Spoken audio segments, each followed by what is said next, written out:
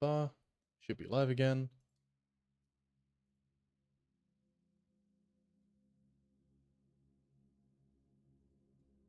Triple checking. Yes. All right. Cool. So, let's see. Last time we redid a bunch of the base body.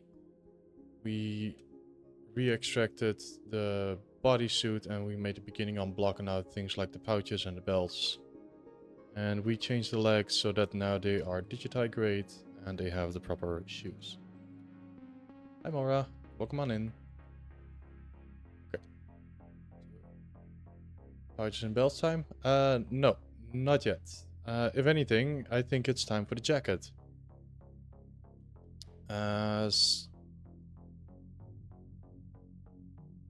This character has quite a, like, the jacket that they're wearing is, like, quite silhouette heavy. So I do think I'll have to block that one out and then do another check if everything still lines up in terms of proportions.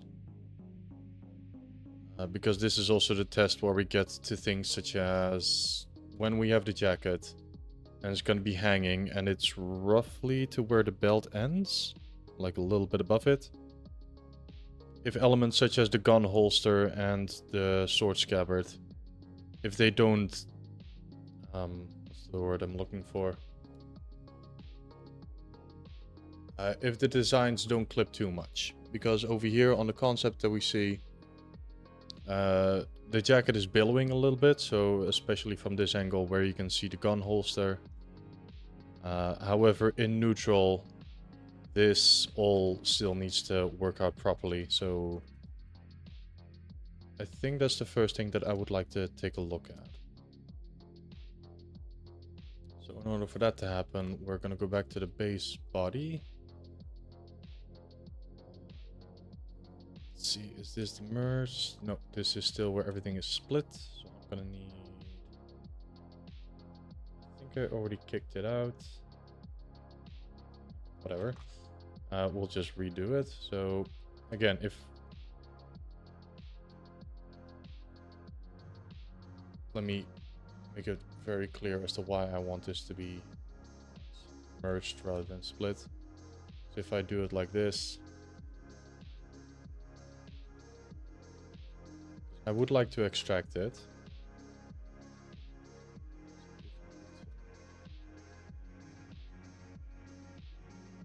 This.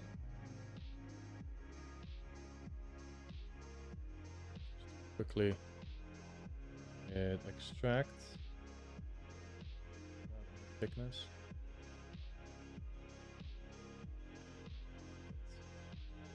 You're going to see that we're going to get a lot of junk on the inside of the mesh, which is not what we want. So again. And that is mainly happening because this model has junk geometry on the inside, because all of them are separate objects. So just like we had with the bodysuit, we will have to merge it all together. That will just create a little duplicate. It's dynamesh it together so that there is... we dynamesh it together without groups. You can see that these edges are getting fused. That is the geometry actually becoming one surface. Like it's surface only now. So now if I go ahead and lasso tool for this one, slightly easier in my opinion to then mask out the elements that you want.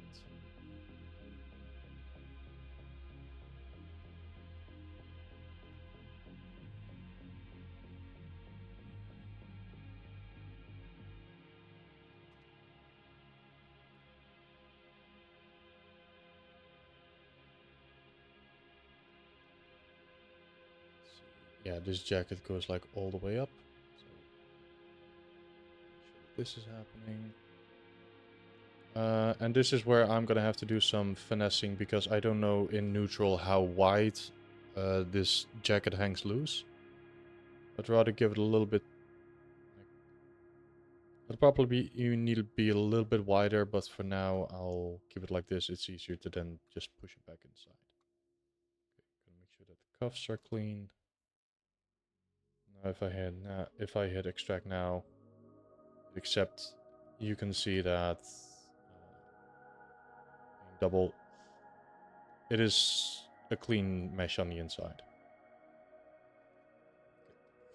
However, we do not need any of this muscle definition. This is a loose hanging garment. So, let's see, what am I going to do about this? So if I polish it a bunch, it'll just shrink. I don't want that.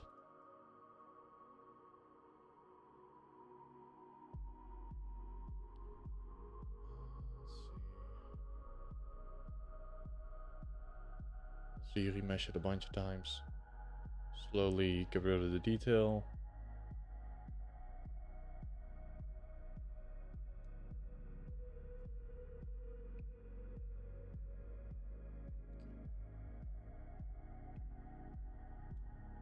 Now if we inflate it a little bit.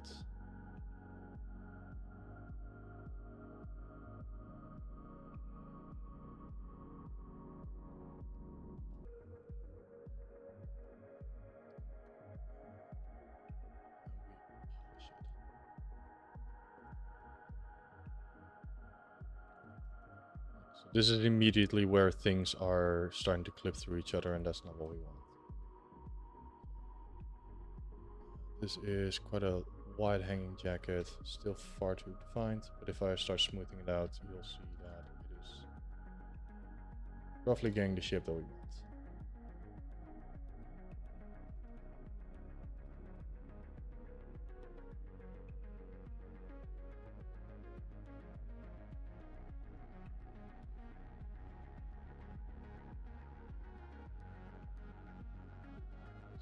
Back.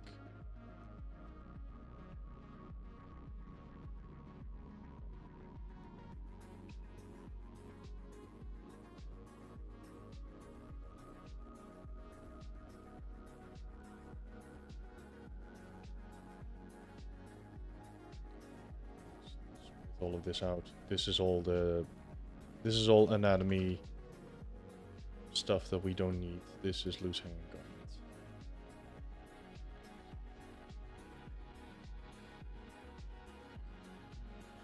So you remesh it again.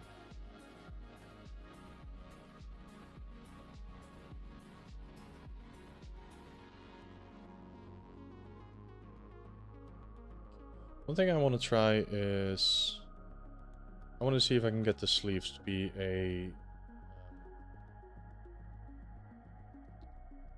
poly group.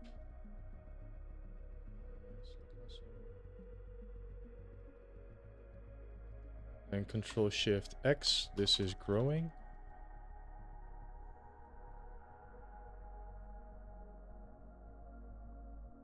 Make sure that this is a clean loop. Yep. Okay. So Control. Oh. So what I'm doing is Control Shift X to grow the selection. Let's see when it starts to break. Okay, and with break I mean where if it's pull. So it's things like this. This is what I don't want. I want a clean loop. Hit Control W. So it's a different color.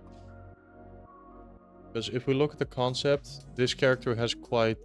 are you gonna make it fold over? Oh, you mean with the collar? We'll get to that in a bit, but I think you can already somewhat see of like where it's going. So with the sleeves, if we look at the concept, we can see that it is slightly oversized where the shoulders are drooping. They're not like a tailored suit where they sit like very neatly on top of the shoulder and then give like a little how do you call it? Like a sharper silhouette, like it's like really tailor-made. The collar and the cuffed sleeves. Oh, the cuffed sleeves, again, we ask ourselves the question, what is the most basic of shapes? Give me a second, as I'll also just give this a color real quick. One second, opening up Clip Studio. Let's grab...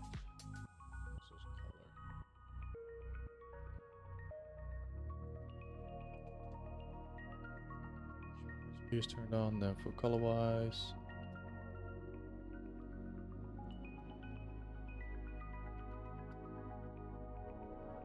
Got it. Be slightly brighter.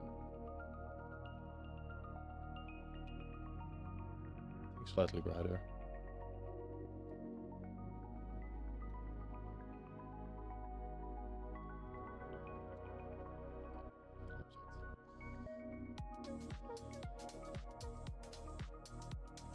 So the color is going to be part of the garment itself, but the cuffs, those are a different fabric that is sewn on.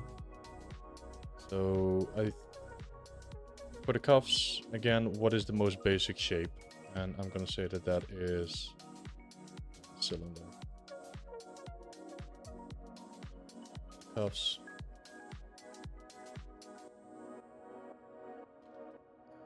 Just a couple. These are the ones that we want. I'll delete the hidden ones. And with the gizmo,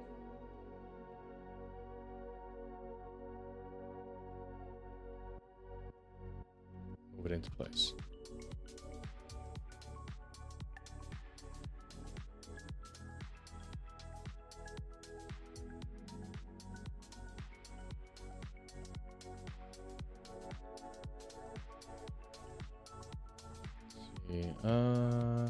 They look to be going about halfway the lower arm, because they have some gloves that have fabric that sits all the way over the wrist. And then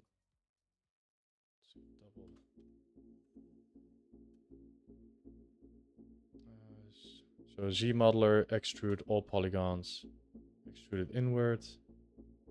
Give it some proper thickness. Probably not too much. I always have double, or rather, I should always check, because this is what it's actually, so we have flip normals, and that's not what we want. Let's see, this appears to be the same color as this.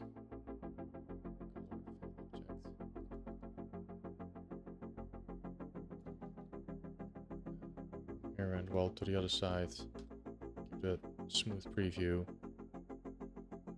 Just like that, we have the cuffs. We'll move the jacket in place. So that's how I go about making cuffs. It's fabric and it's fitted around the body, so these are not perfect cylinders. We can move them around a little bit.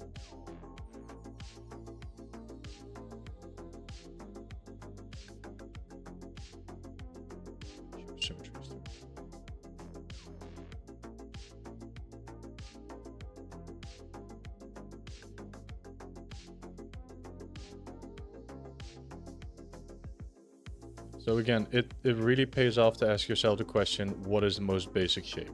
That is something that will keep hammering on until the end of time. Yes, this is a complex shape, it's a jacket, it looks intimidating, of like, okay, clothing is... clothing has a lot of stuff going on. But then if you just ask yourself, okay, what is the most basic shape? You can get some really simple shapes out of it, and that intimidating task is going to be a lot less daunting.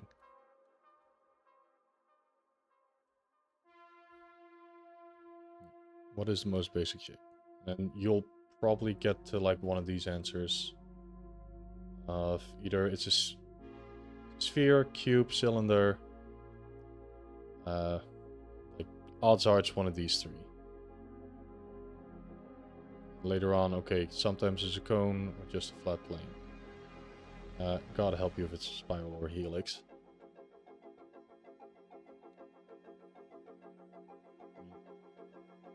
Once you get to the helixes, probably you're working on something like a car and like a suspension mechanic. Let's see. This, yes.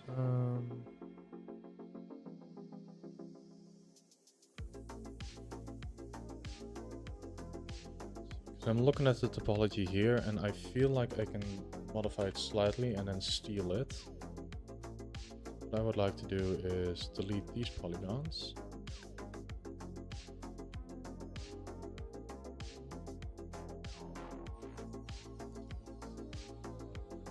Here.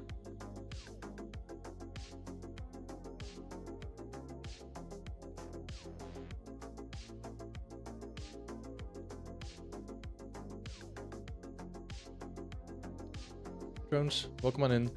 Clothing them up? Yep, we're working on the jacket for today.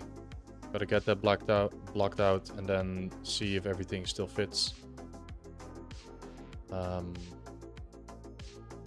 Also, again, Kuta was gracious enough to send me a sketch over of what they envision the jacket to look like, so I also have something of what it should look like on the back.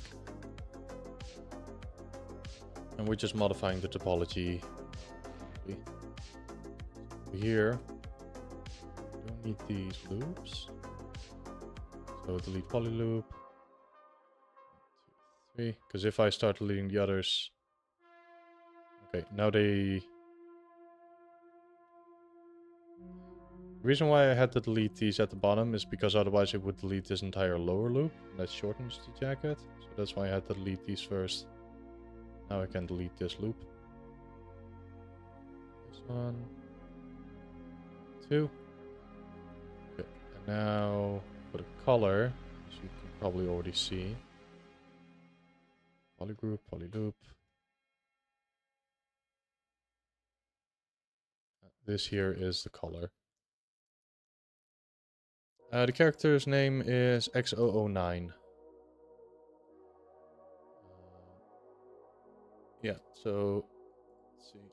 Over here, this little logo that's near the concept, that is also the name of the character. Okay, so let's see. Let me make that popped color. Because on the back, it's still turned over, but it also sits far higher on the neck. And on the front, it is moving out quite significantly. What I'm gonna do. Let's see. Let's give it a single polish. Not. Whenever something like this happens, we'll just mask out the point here, because otherwise it's just going to try and smooth it out. Polish a few times. Just so that polygons such as this are evening out a little bit more. Small things like that. Now we're gonna see if swivel works. So this is a really nice button, I like it a lot. So we're gonna swivel, and we're gonna swivel on the edge of the loop. Mask. So swiveling is basically turning it over. Get rid of the edges that are currently a little bit in the way. Then we'll just swivel this entire loop.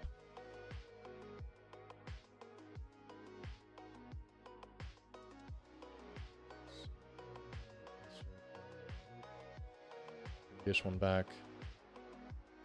The rest we just swivel it over.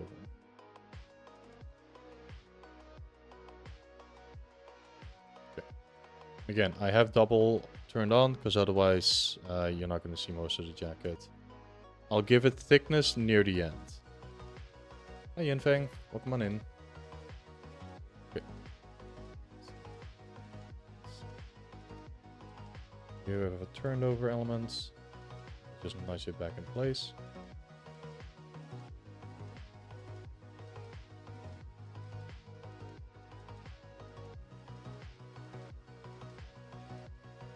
Not worried about this topology. I know it's completely mangled, but I need to get that color shape first.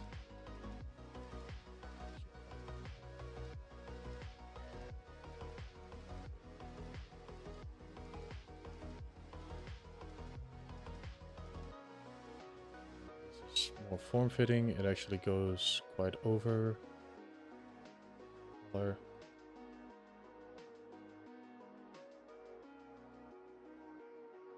I'm gonna Z-remesh one more time because this is a little bit dense. So rather than 5,000, I'll just tell it, hey, give me half. That gets rid of poly groups, which is annoying. Let me, oh wait, hang on, key groups, yes.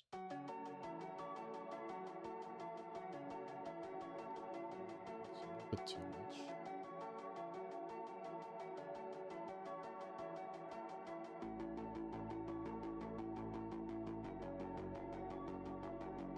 Oh, it was not like that. Okay. We'll keep working with this. It's slightly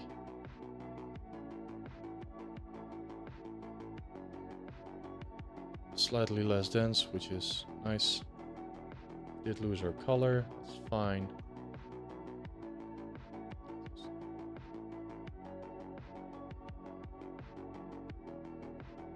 It's fine.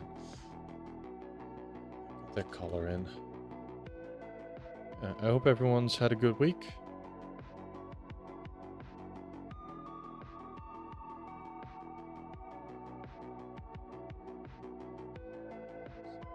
Far bigger turnover than I thought.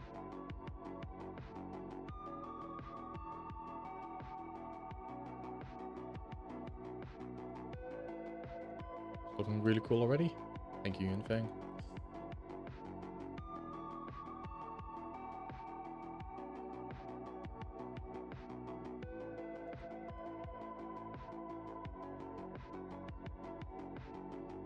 Angle this topology a little bit. I'll just mask it up by polygroups. We'll only be touching that.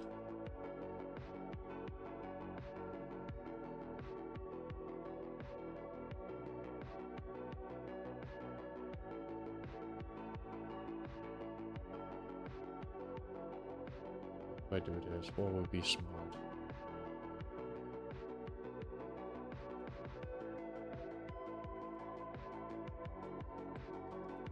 X. So again, let me explain my reasoning. What I want to do is just mask out the color, invert it, and then make a big sweeping change, but it also adjusts the border. That's not what I want. That's gonna clip like that. What I can do, rather, probably already enough if I boost the mask a little bit. Here as well. Masking. Pro mask. If I were to catch it now. Still not enough. What I do is extend it by one row of faces, select the entire jacket, and now it's only the outer edges. At least it should be.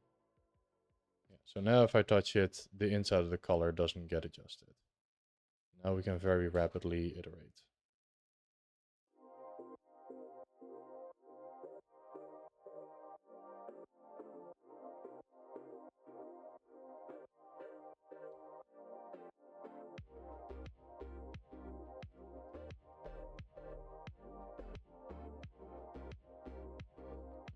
Check my ref. Back. Snaps down a little bit.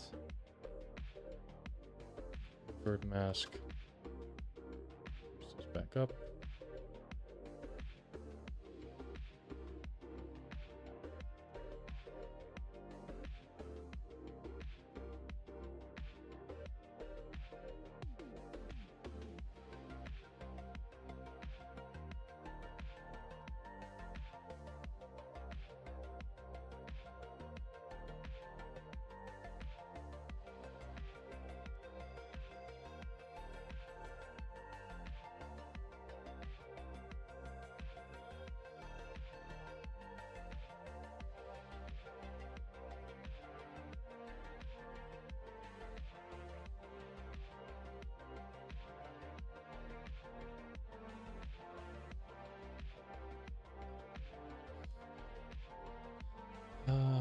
see. So in the concept, this jacket has like asymmetrical, like, to do it very quickly, it's like we can see that the jacket is staying like this. Like one goes up, one goes down. It's for the angle. It looks more pleasing than having like a symmetrical color. However, because we're working on a 3D model, and this thing needs to get retopologized, this thing needs to get textured, and this thing needs to get rigged. Me personally, I try to keep my models as symmetrically as possible for as long as possible. Reason being the amount of technical depth that you'll like build up by having an asymmetrical element such as that color.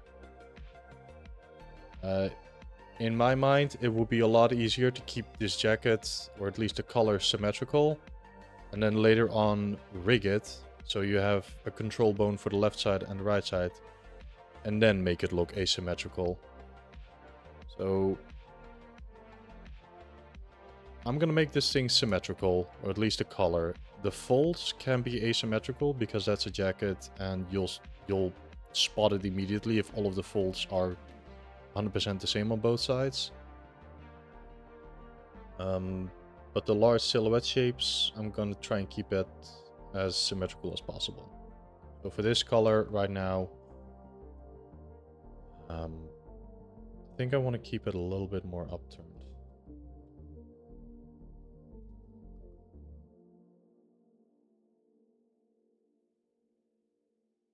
Just let's see, what's the word I'm looking for?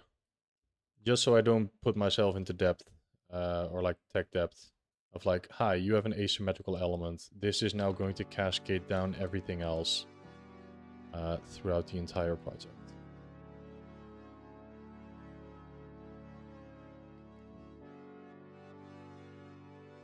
So a little bit concerned about the bottom of the jacket here. Yeah, because then you get stuff like this. The jacket's not billowing, so looks like this also needs to be slightly shorter. So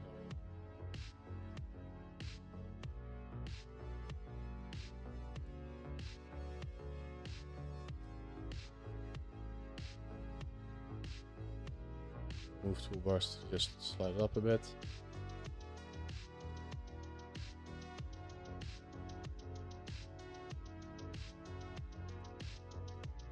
Just so I'm looking at, okay, is this going to clash with elements that are already on the belt? This gun holster here is... we can probably make it a little bit more. Tuck it in a bit more. Same for the sword. Should probably be a little bit thinner. And then just make sure that, like, in neutral, none of these elements are clashing. Looking at the concept, it is...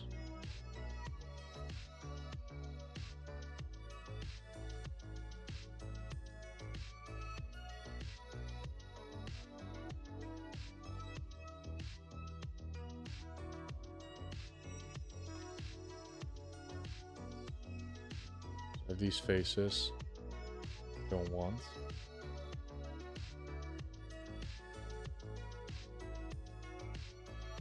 Just delete this entire row.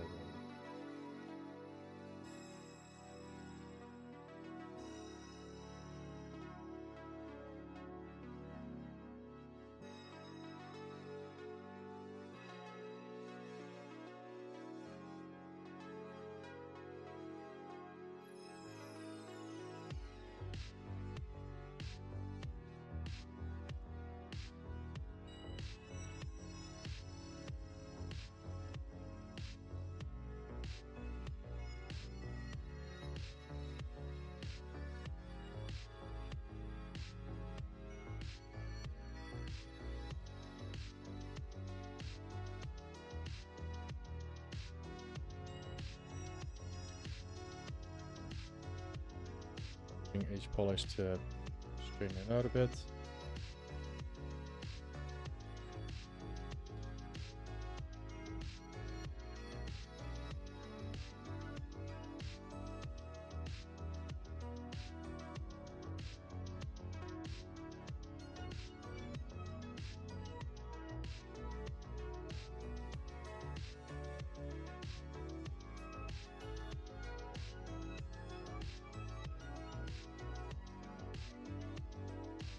Because this is where it gets, this is one of those questions of, okay, in 2D the character looks really cool with the jacket, like billowing and open, and you can see like the torso underneath. But 3D wise, if we were to keep it like this, where you can see the chest, this character is wearing a jacket that cannot physically close. Like the front is far too, like, there's not enough cloth to actually have it in there. So practically, I should move this further in, but then we're gonna start losing like visual what's inside. But then again, later on with posing, we can always open it up again. It's just gonna look weird doing the topologies or doing the sculpting stage because it's covering up significant elements.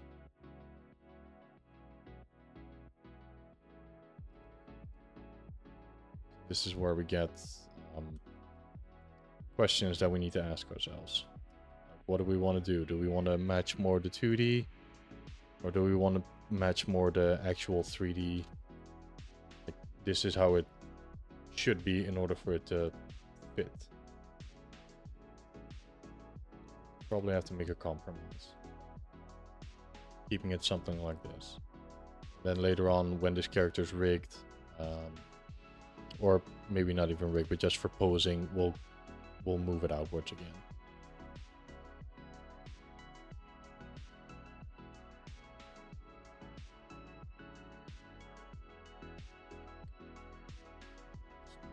Down.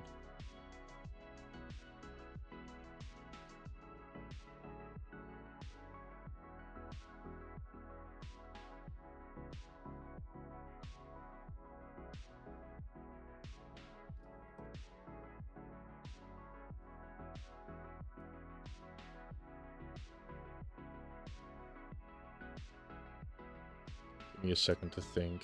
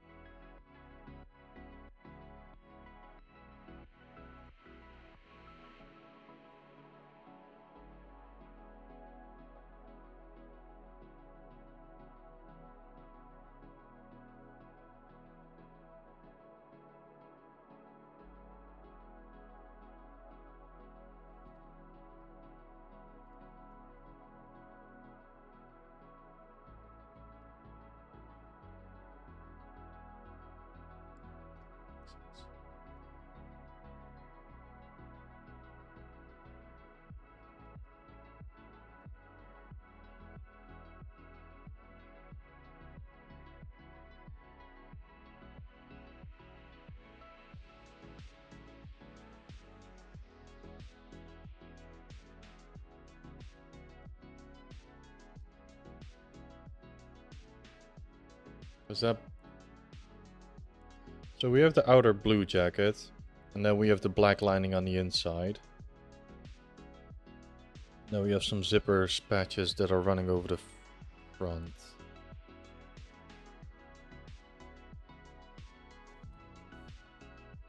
Oh, hey Nadaski, welcome on in. Full streamer, where?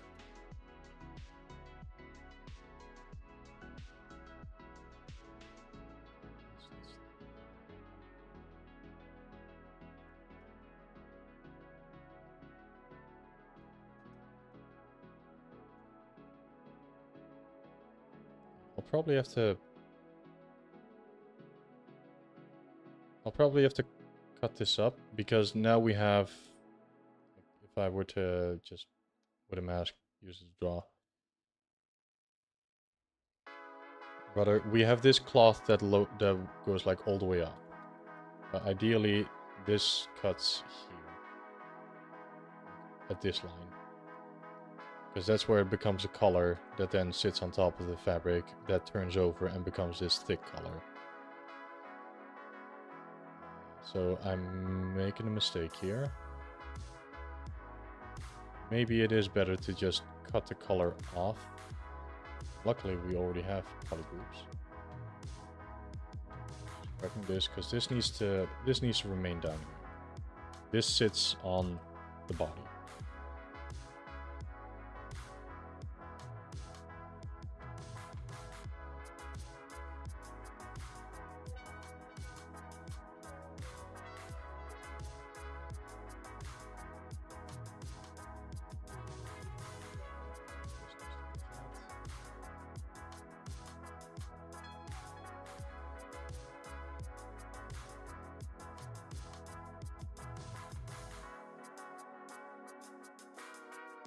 Like this straight slope. Sleeves can say it, but this color we're gonna split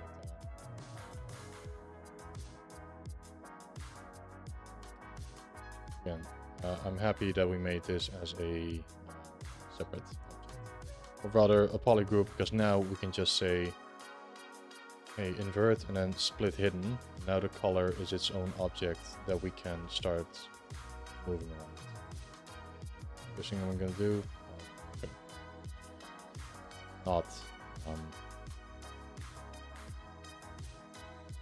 Not polish it so it's completely gone.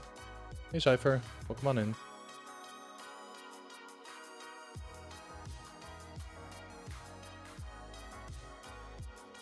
Okay, this is taking a lot of brain power. This is a complex shape. This is also layered.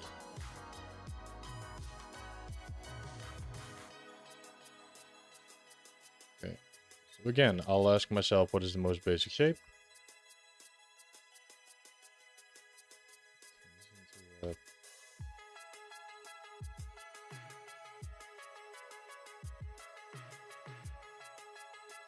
This S loop. In.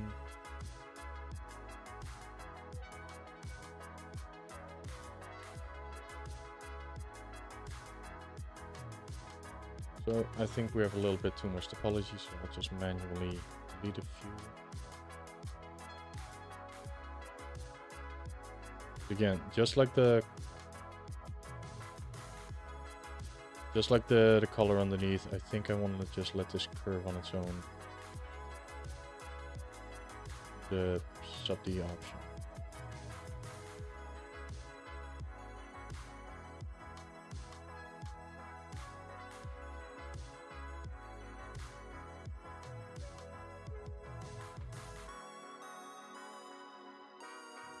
This in, this sits higher. This is the crease line.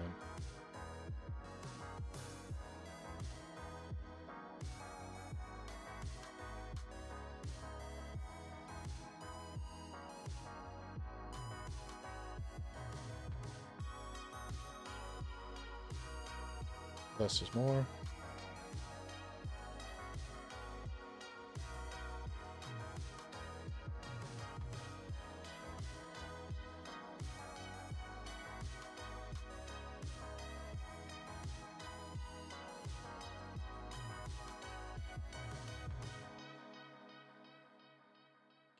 Silhouette.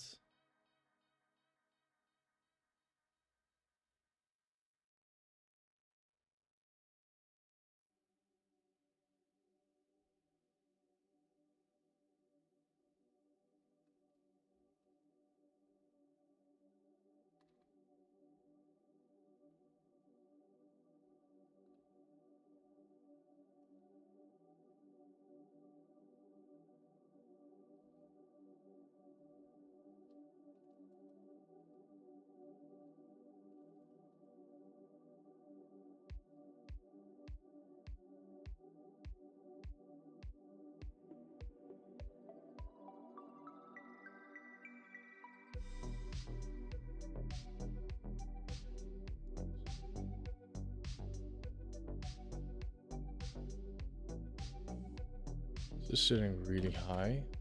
I feel like this needs to be lower because, again, I'm looking at the drawing that chat currently can see. Also, I have a couple of books on like sewing patterns and making fabrics, so there's a little bit of, for lack of a better term, like logic of how fabric is stitched together that I know. I also know that cloth like that isn't cut. I feel like this needs to be more like this, that then attaches.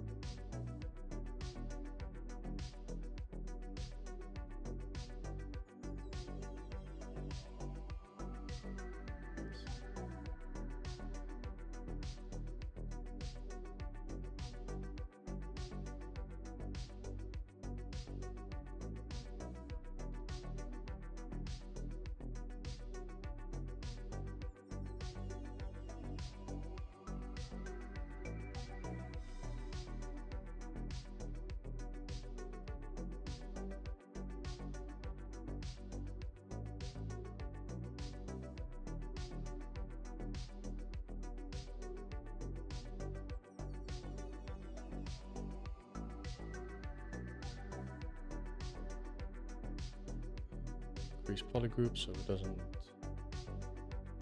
again,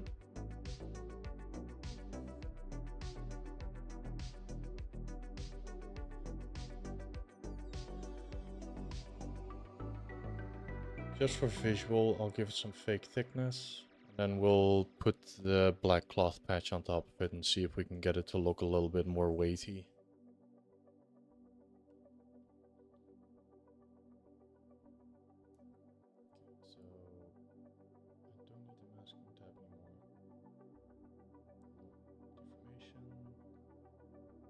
I'll tell it, hey, give me a dynamic subdivision preview, or sorry, not divide. Give me a dynamic one, though don't smooth. Just give me some thickness as a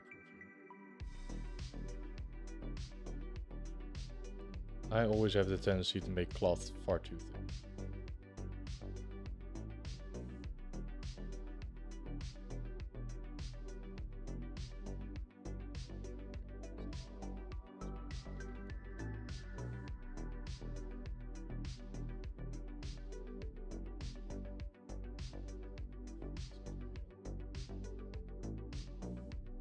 Ah, so I can make a combo. Cool. If I polish now, yeah.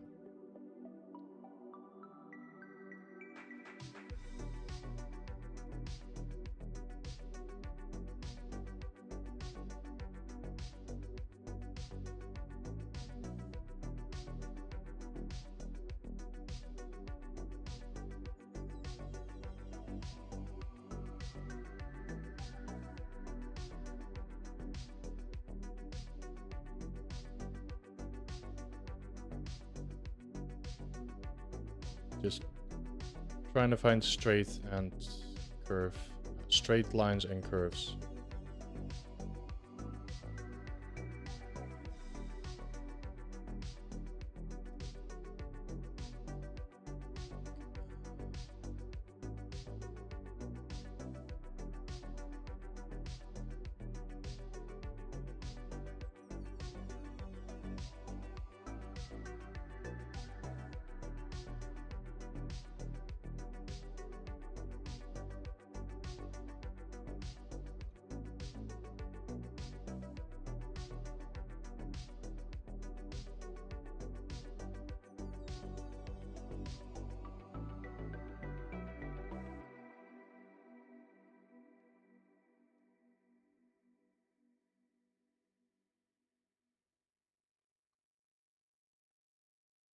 So we get this curvature of this. I don't know what you call the slope of the neck. Like, is it called the yoke? Like when you have a cloth pattern like this? So let me set up a few more polygroups. this jacket.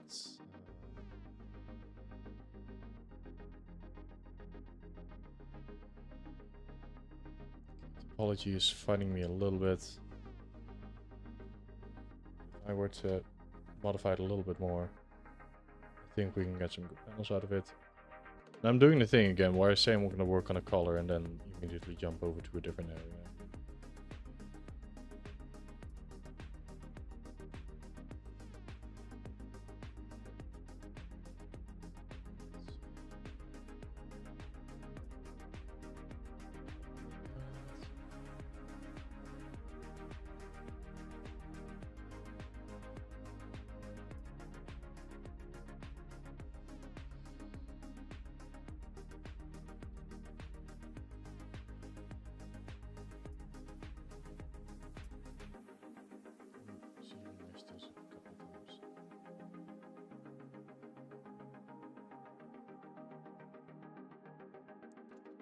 Ideally, this is going to land here.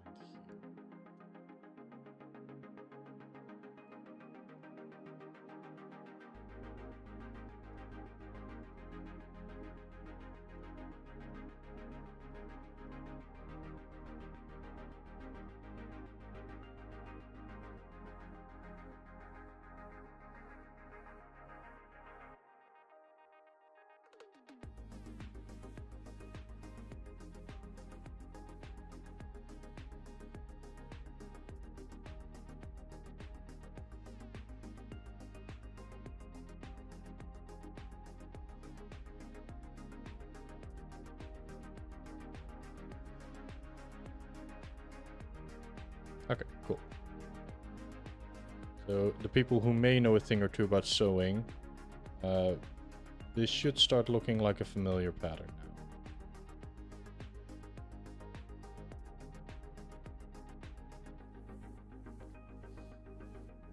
now. Again,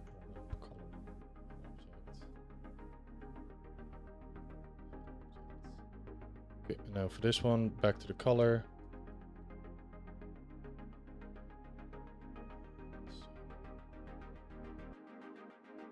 Duplicate that one. Let's see, color.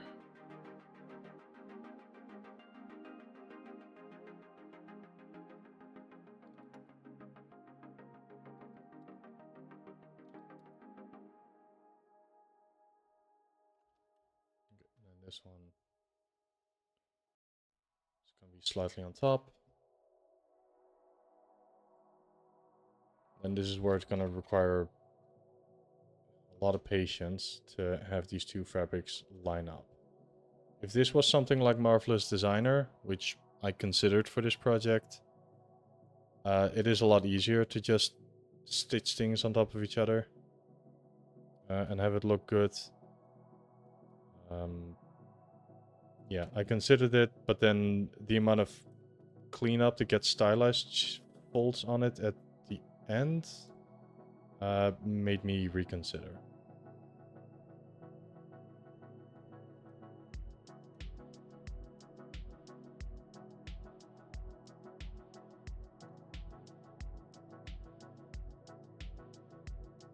We're doing it all manually inside ZBrush. At least a block out. I might poly model this a little bit in Maya or whatever I see fit as, okay, this can help me get there easier.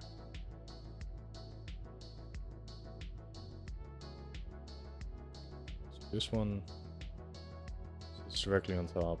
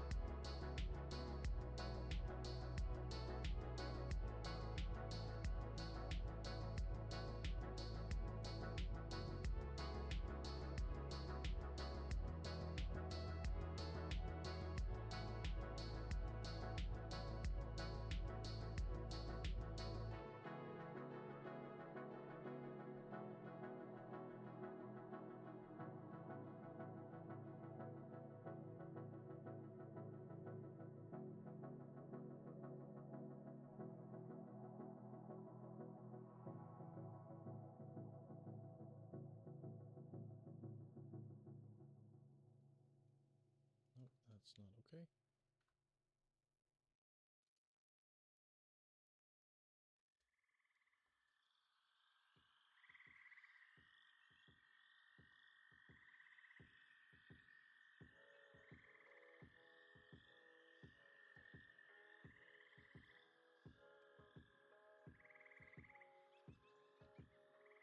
Not Tessimate. CV mesh, but we're getting this weird. Oh, ZBrush, you can do this. Just, fine, I'll do it myself.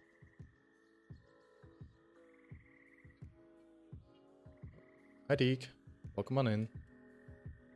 Please destroy me gently.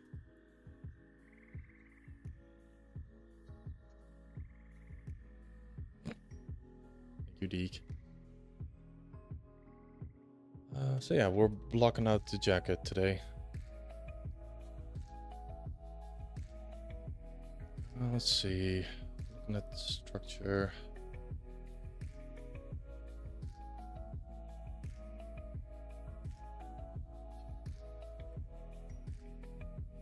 Okay, let's add some of the... Let's add some of the white elements, because that'll help us see it a lot more clearly in like relationship to all of it, because now I'm just looking at this. And this is just like a blue blob.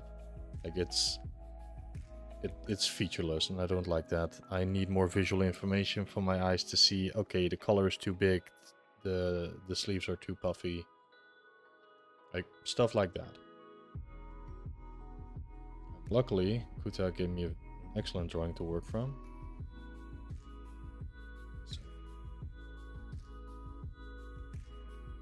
I just need to be smart in how I'm gonna construct this, so...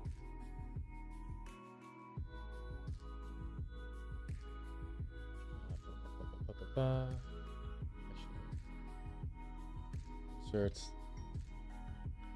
Q cube.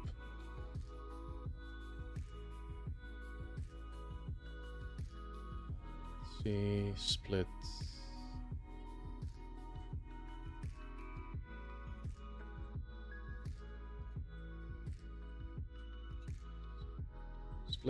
Split mask parts. So now these are regular.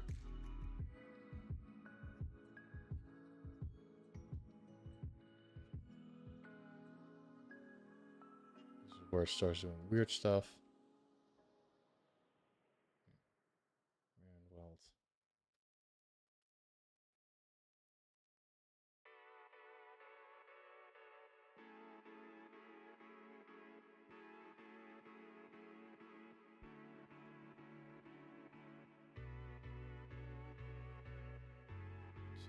Grabbing some more color. This is not Snow White. This is white with a very small blue tint on it.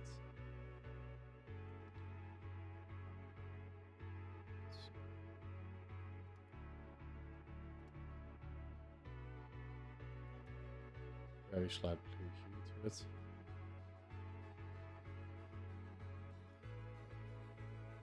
Dear tablet, please remain working.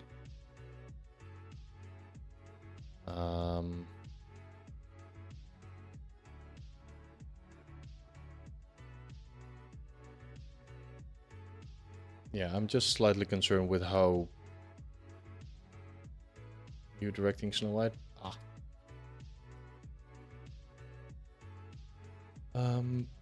Yeah, I really hope that my tablet doesn't die at some point, because that would be bad. Okay, thinking these basically have no subdivision, or rather no polygons to work with.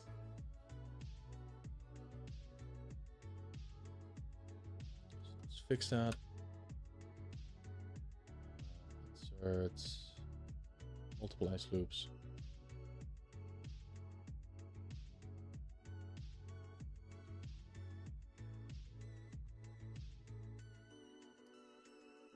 Oh, please, Deke, don't drive over and like give me a new tablet. I'll order one from the internet, or walk over to a hardware store over here. I'm sure they still sell graphic tablets.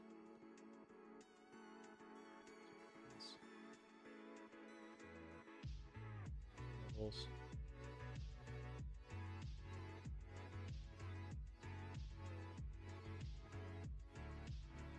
Before we do that, I'm gonna work on duplicate.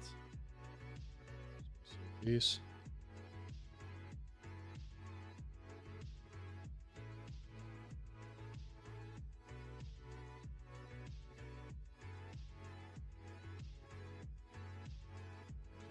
Warp these into place.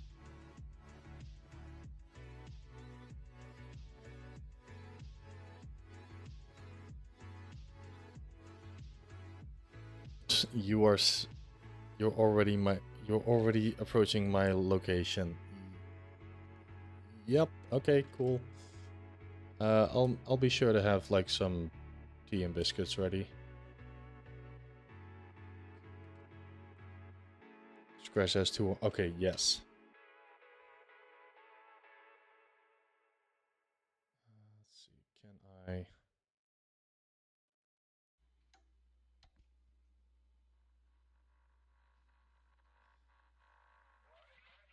This thing also not scale.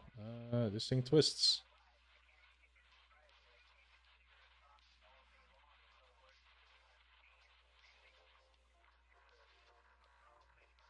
Oh man, this thing's gonna be amazing during retopology. Because the one thing we love most is... Oh god, the one thing that we like most is fabric that's like twisting on itself. Is that correct, or it doesn't need to twist the other way?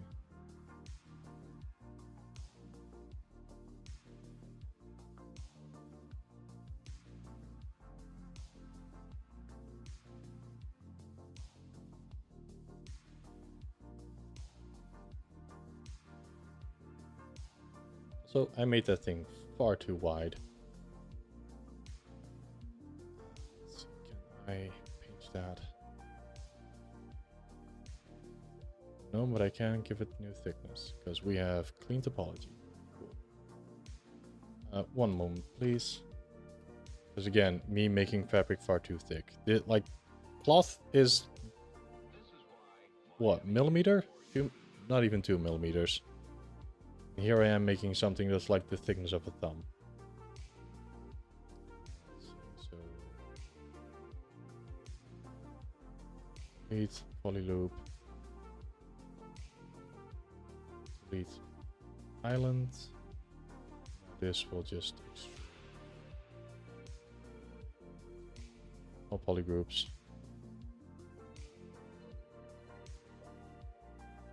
Give it something that's a little bit more.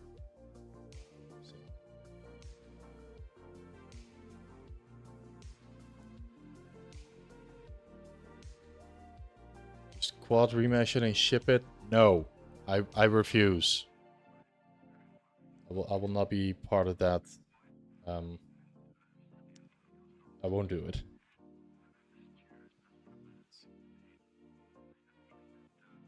This one I'll just insert a single edge.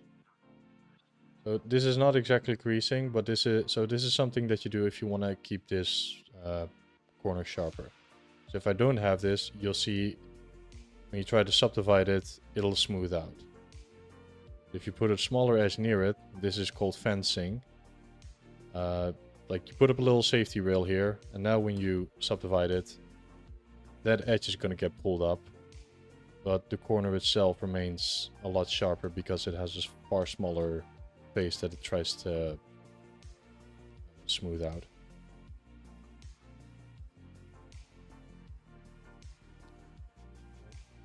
Do the same here.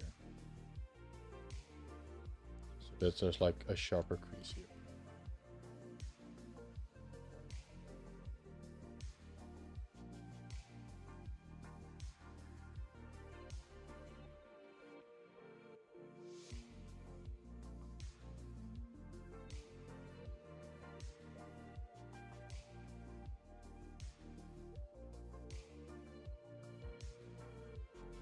Fabric wise, how does this work?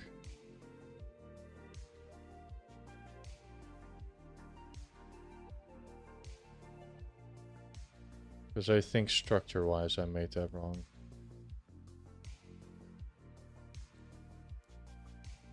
Here you thought fencing would require a sword of some kind. Nope, you can fence with many things.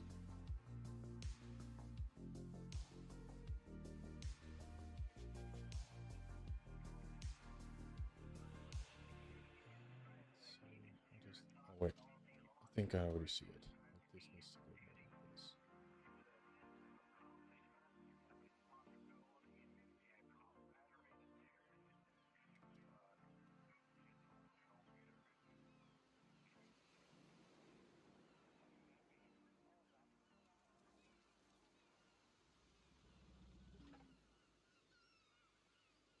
This is mangling everything.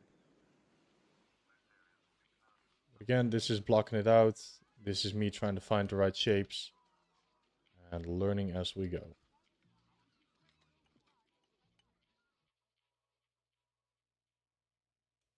This connects. This part.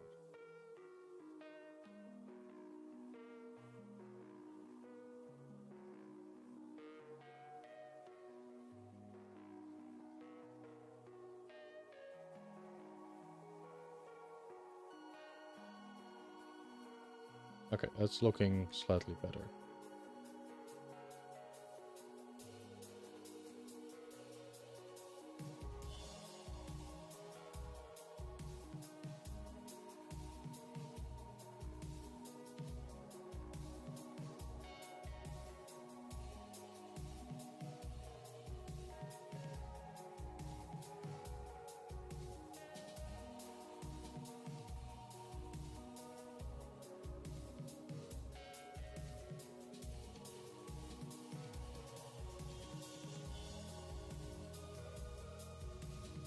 Still feels like that color is far too small. But we'll get there when we have more elements on it. Okay. Second element that I'd like to get are like the white straps that are hanging from the front. Let's see. Oh, step one. This thing's a lot thinner. Let's see. So we have. Okay. Again, if it wasn't for these drawings that Kuta made, this jacket would be constructed entirely different. Let's see. These things wrap to the back, and on the back there is actually something of a little gizmo that I had no idea that it's there, and still trying to figure out what it is. Now, can I show this image real quick?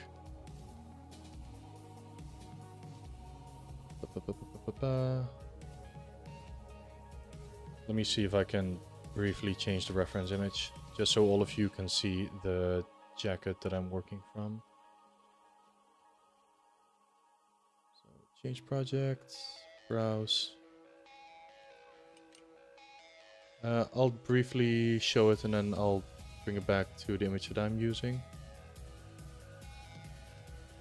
So, open. Yeah.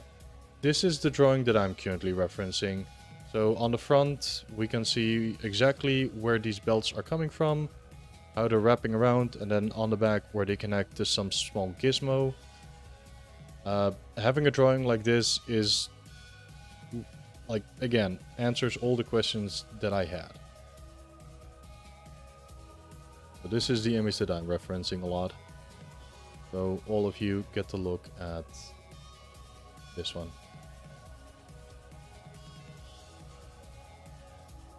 Okay.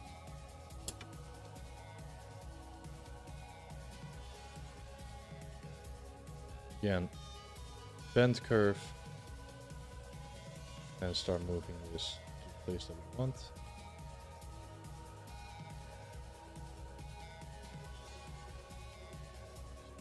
Originate from around here.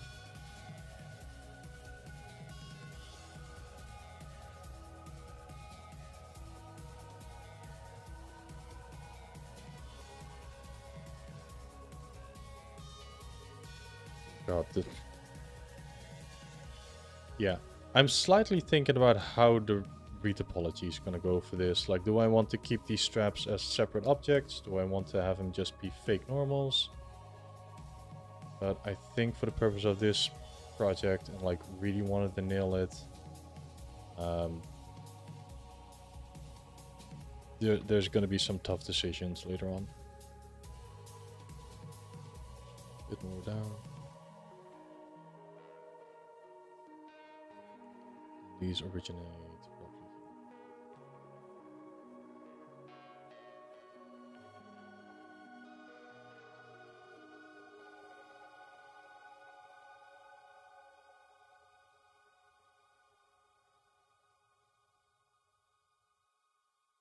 Let's see, smooth.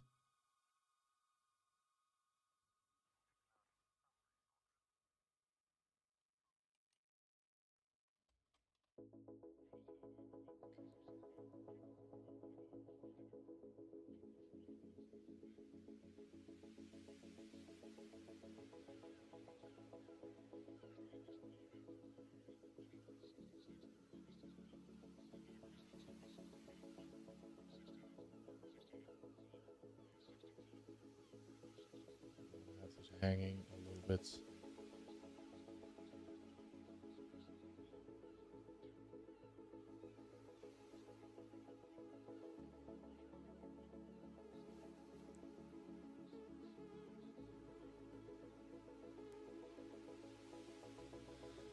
Let's see.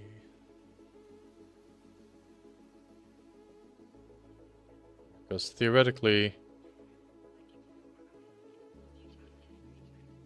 do they?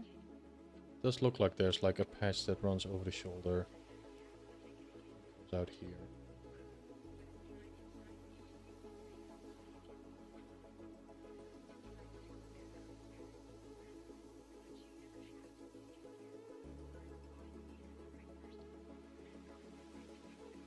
Let's see, let me make that gizmo. Again, complex shape. I'm just gonna steal these pouches real quick. Nice to go.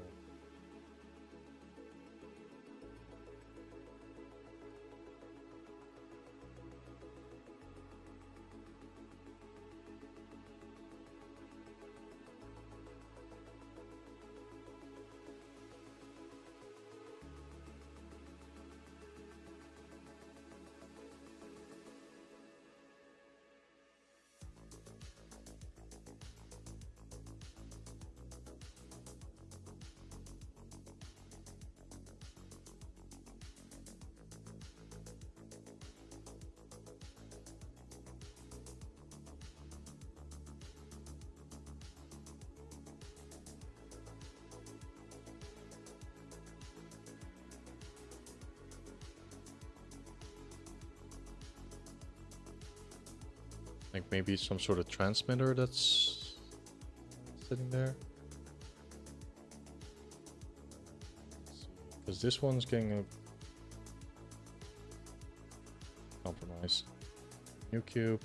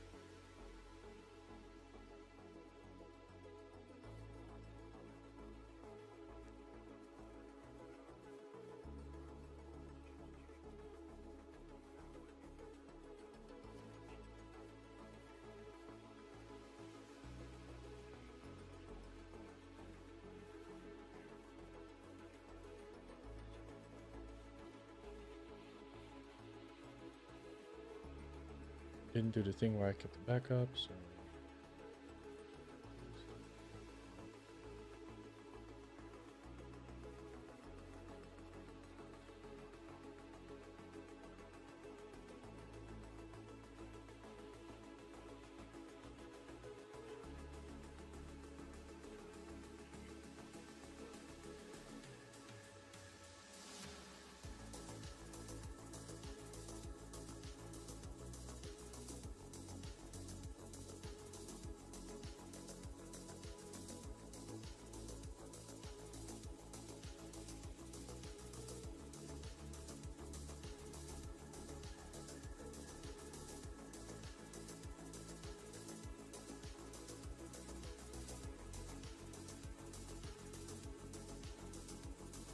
Okay, now okay, I have more visual information that I can hold on to. And this jacket reads as too bulky. So what I would like to do... just adjust that before I keep going. I feel like this needs to be a little bit higher. Because this... yeah, having this vertical cut here looks very... like, that's a square shape. This character is like... look at the shape, like this is like a triangular shape. I'd like to also have that for the character, or for the jacket. Then have this go slightly lower.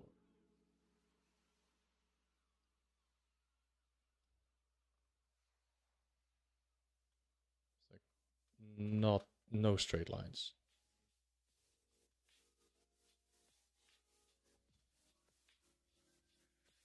Same here.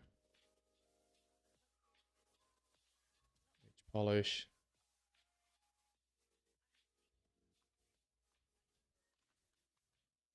This is a very slow dip.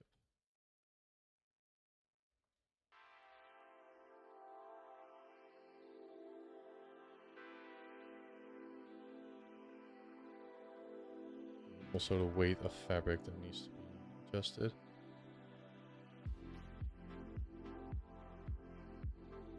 Just having a couple of adjustments that makes the jacket feel more like fabric. That is ultimately what we want. Because, damn it, cloth is difficult.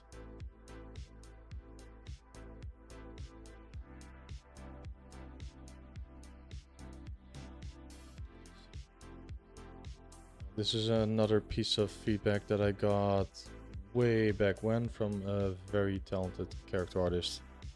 To also have some folds near the elbows, so that when the character bends and articulates, that it looks better. So to always put a couple of folds on.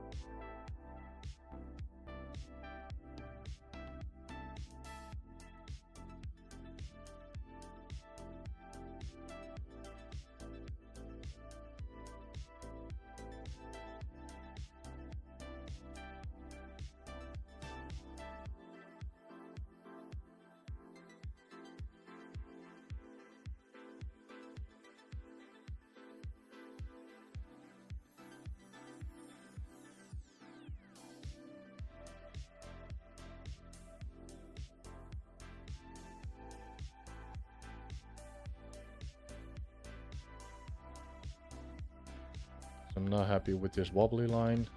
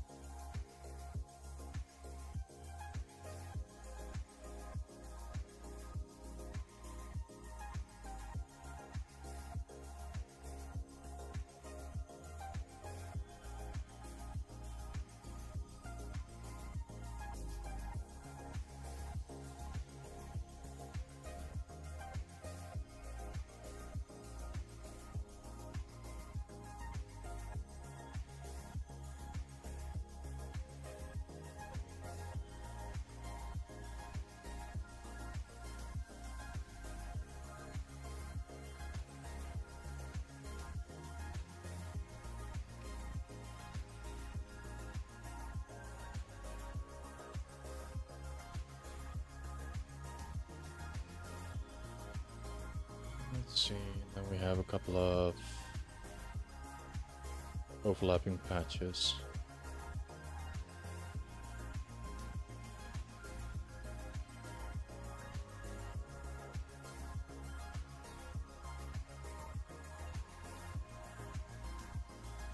I can steal that from the topology because, okay, I like working with clean topology because now we can steal all kinds of things. Duplicate this mesh.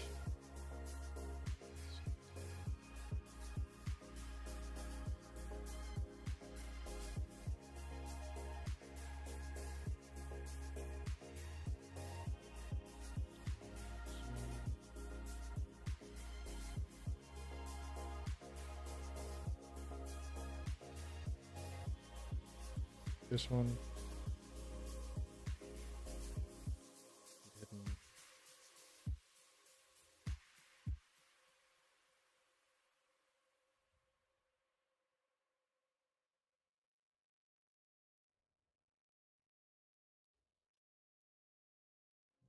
this cut off here.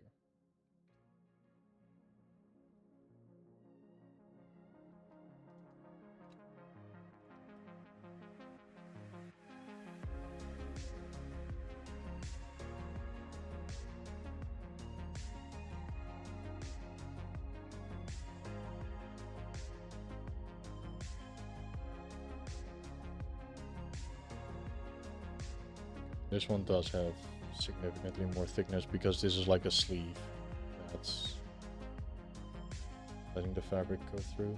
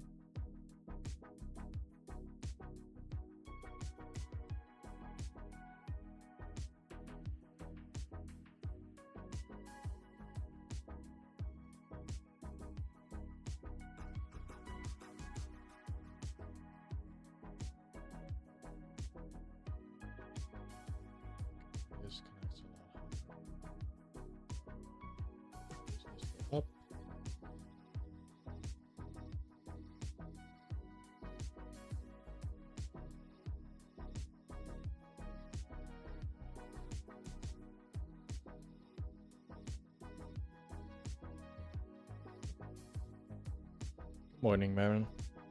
Come on in.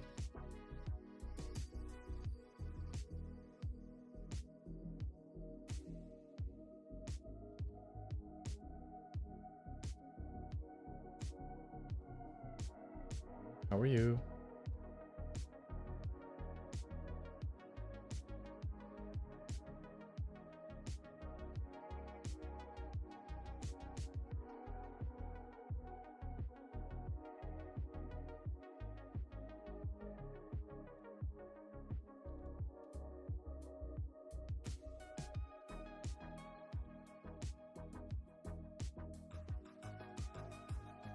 Good, just woke up, getting coffee and breakfast. Nice.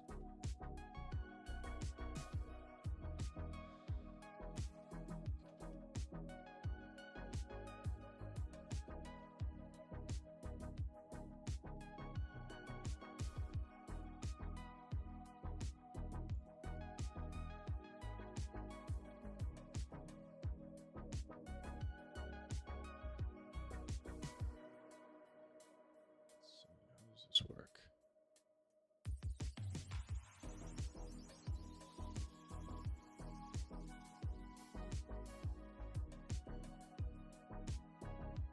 How am I doing?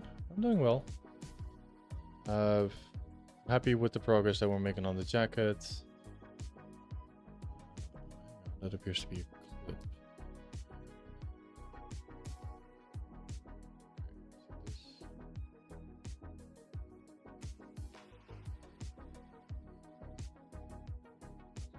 Slightly thinner here. No, it's fabric. It's not. Yeah, just using all of my brain power to get this jacket figured out. And it is proving to be quite a puzzle. But as a character artist, those are the type of things that I like.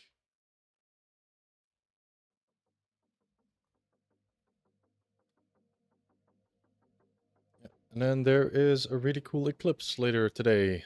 I'll be going for the daily walk, and I should experience it, but I don't have any of those glasses that allow me to look directly at it. And as an artist, I do like my eyeballs in order to see, so I will not be looking at it directly.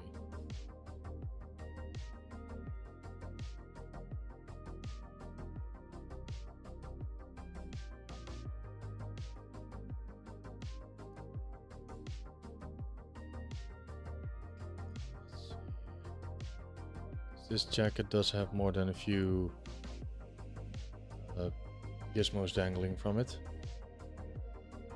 First up,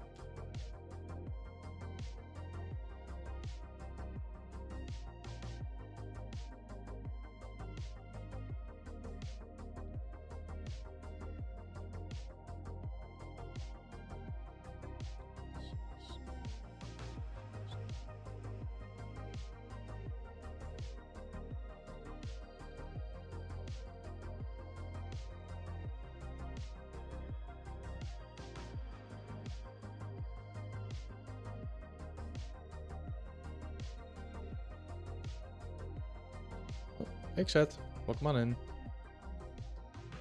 What if you really wanted to melt your eyes? Deke, I can't stop you from that, but I can try to talk you out of it. Please don't.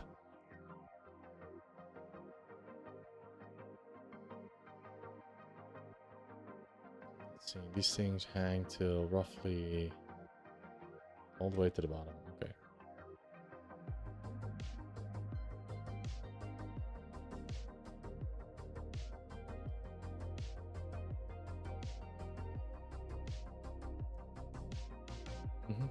Yeah, so I know I've experienced one eclipse. It might have been a full one. Like, I was a kid back then. And that's when it legitimately, like, in the middle of the day, and then it just went dark. That was a very surreal experience. We got, like, a family gathering and everything going on to, like, get ready for it. And then we all did have those special made glasses for it, so you could look directly at it.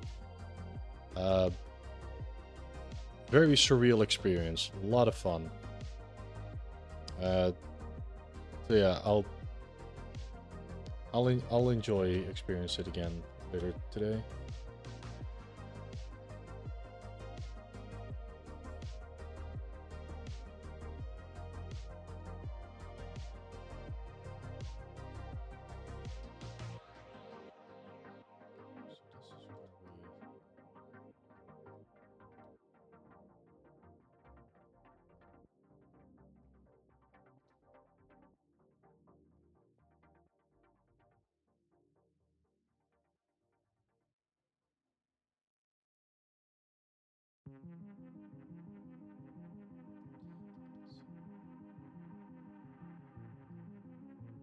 This one slightly back because this is where I want. Again, I'm thinking of the rigging aspect. I do want these things to be flat so that later on, once this is rigged, that if you put a bone chain on it, it will be a lot easier to like position the bones rather than already have it like give it a bit of a curvature or a little bit of flare. Again, on the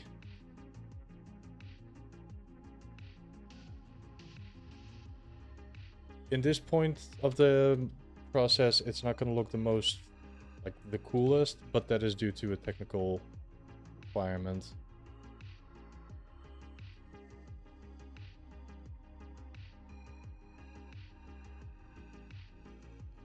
That, and we're still figuring things out.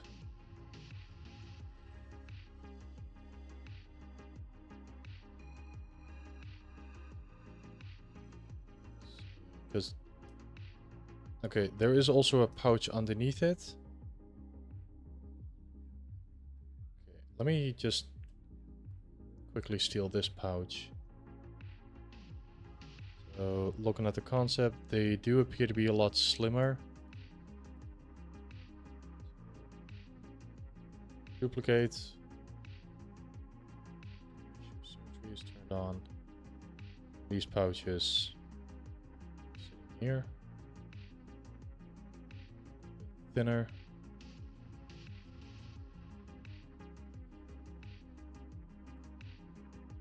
See, these things are sitting straight.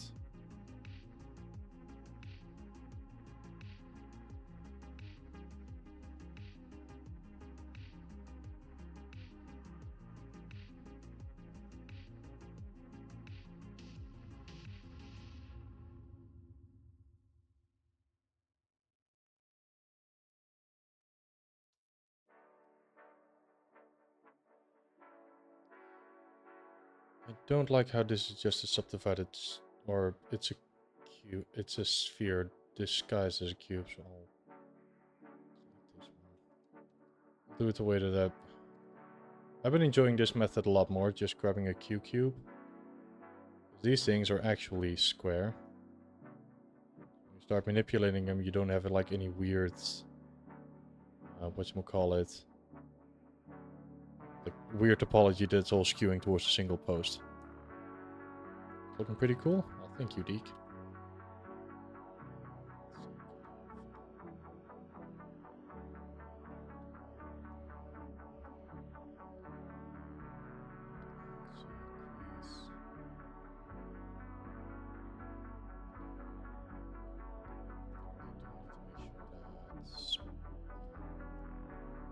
Hidden. These are two separate things.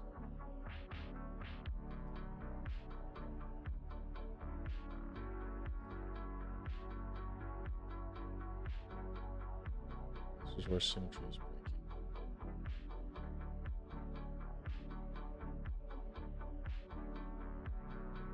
What is not being symmetrical?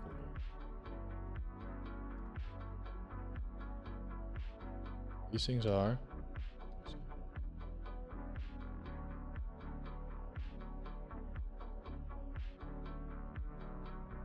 There you are.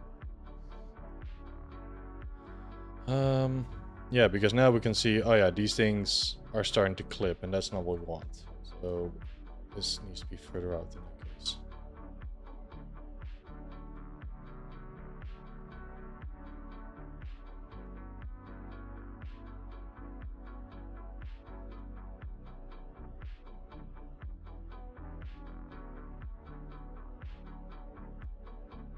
believe I made these patches too big.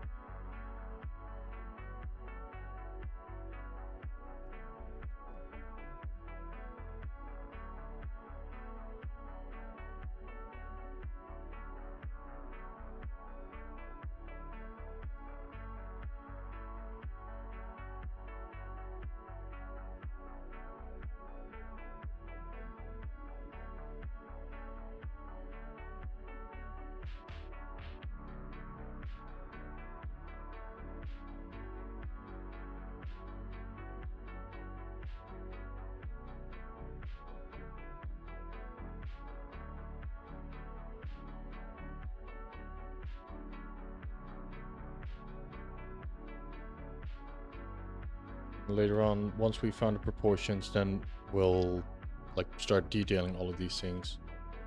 Because, okay, this is something that I would have done as a younger artist, where I would have started making all of these nice little details on the pouch.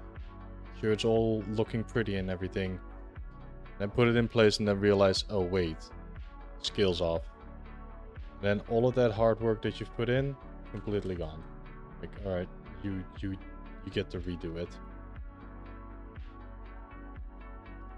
And that's not something that we want to do.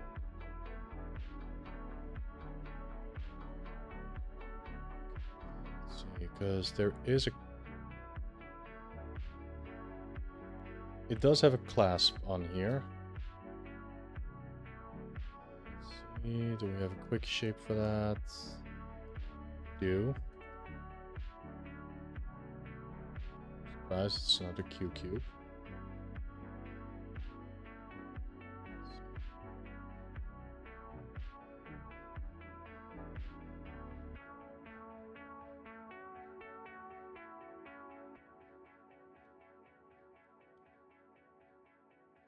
These things. Orient them.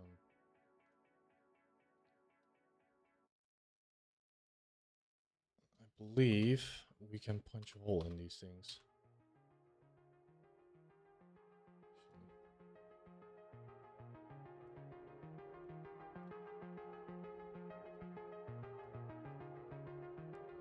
Lead hidden. What was it again? Inset.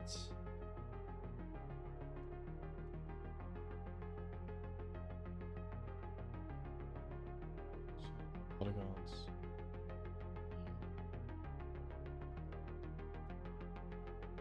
This, delete hidden.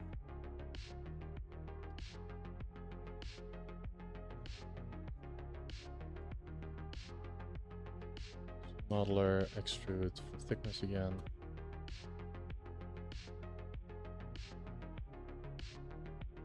Up.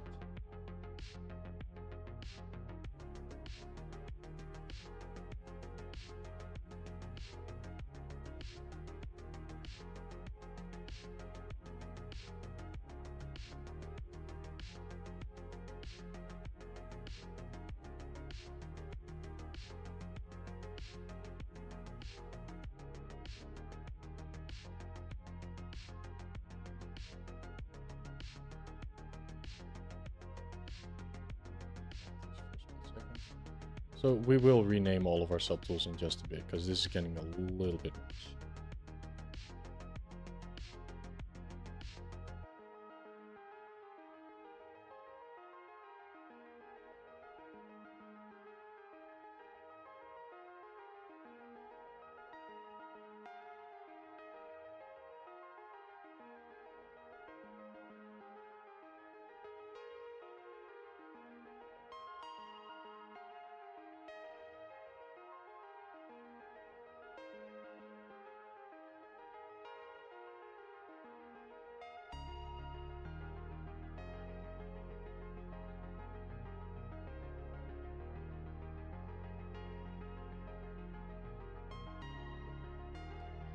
these can be originating from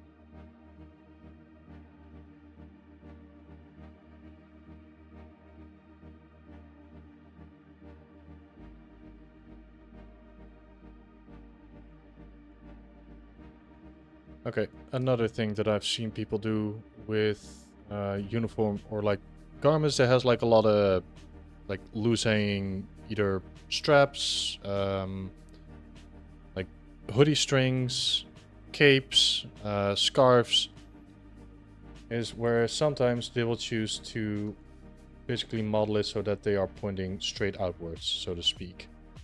Then later on in the rigging stage, move them down again.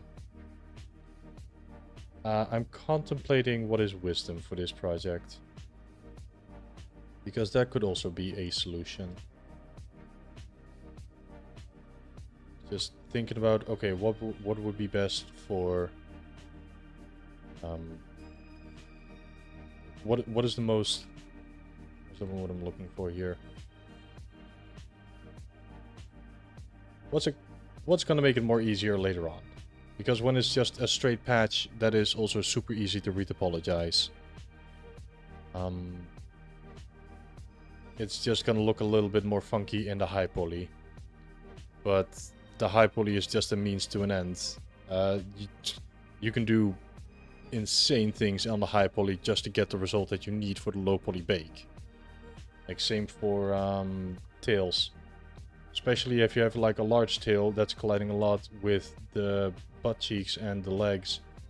I've seen people move that tail just like 45-degree angle upwards, just so that there's no baking issues near the butt. Like the amount of things that people do just to get the results that they need. So maybe I should do that as well with some of these strings. Just have them point straight outwards so that later on in the rig we'll just manually position it again. But for now, I think this will do. Just this one. Just this much.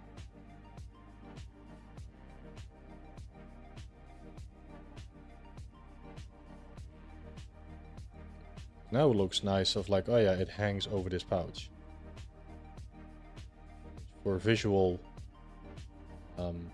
just for a visual cue, this looks nice. For rigging, this bend is now permanently in here. If you want to have this like wave like a ribbon on the wind, you're going to be fighting this shape constantly. So I might change this later. And with might, I mean 90% sure. But for now, for blocking out, this is a good shape. So how long have we been going? Almost 2 hours. So yeah, just to get the block out to feel good.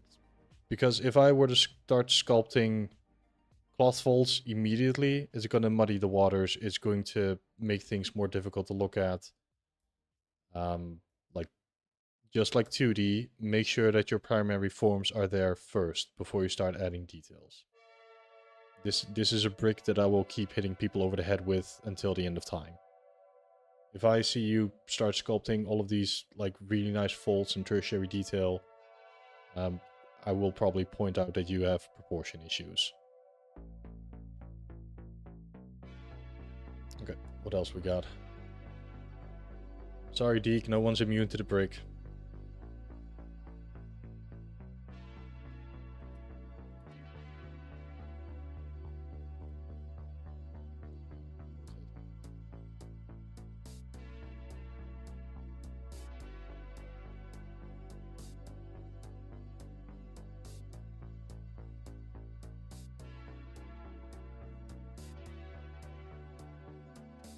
There we go, have some bricks.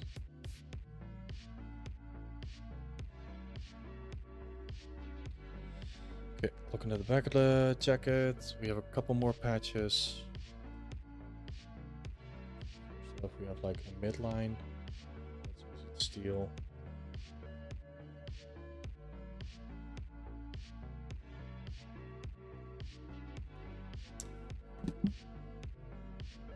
I mean, Marin, I'll throw bricks at anyone who's trying to skip over the fundamentals. We do not skip the fundamentals.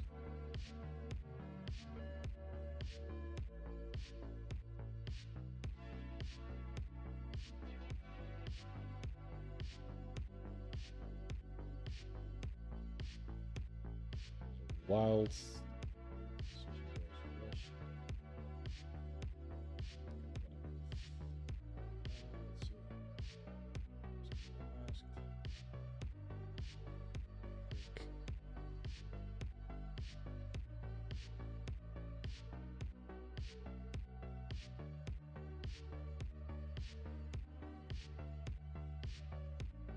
Rig cubes? We rigging?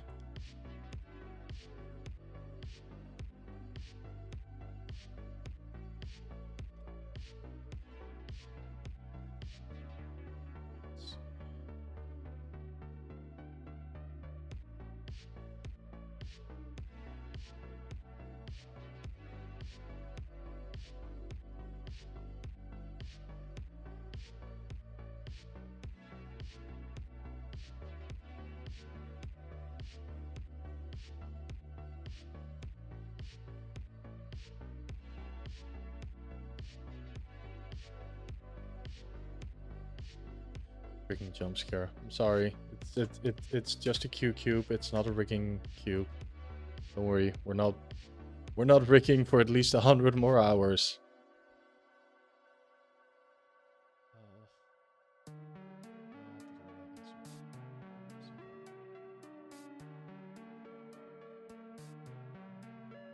I'm not. Yeah.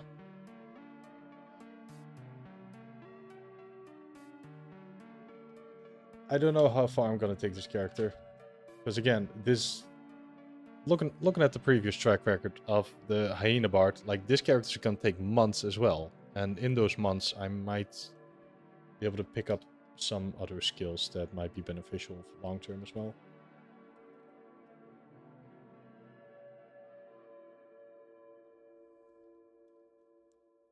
Okay, this goes up on top.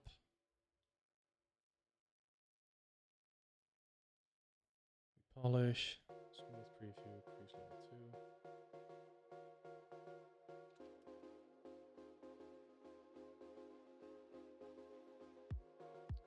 Let's see, because this thing is a little bit wider.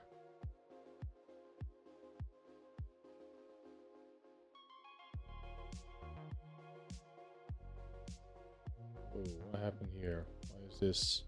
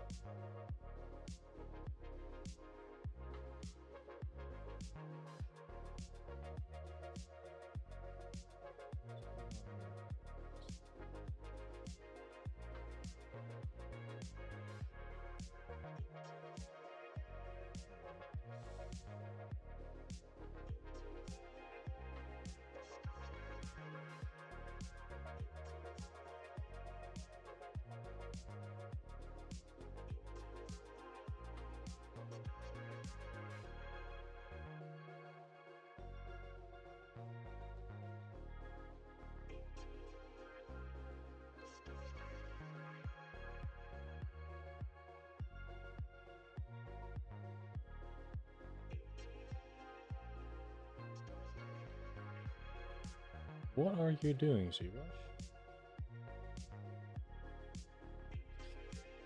Insert. I'm gonna save my project because I smell shenanigans again.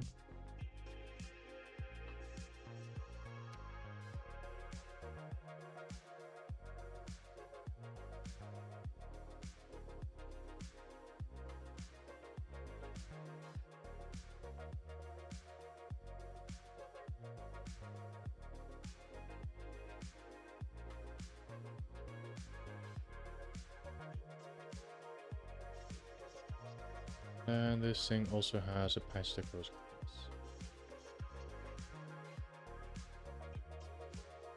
Let's see.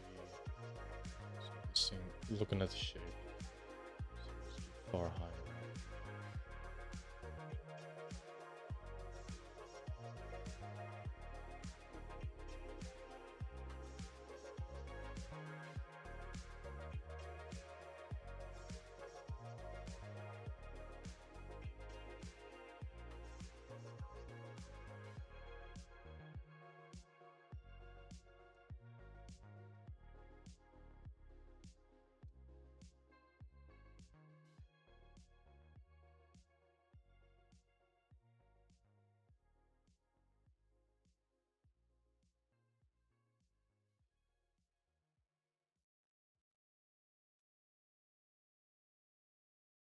Small businesses, telephone communication is still a kind of groping in the dark. Hello? Hello? Who's this? But now you can overcome all that with the Merlin system from AT&T. It's incredibly easy to use. So if your business isn't running as smoothly as you'd like, say hello to the Merlin system and put an end to it. AT&T, the right choice.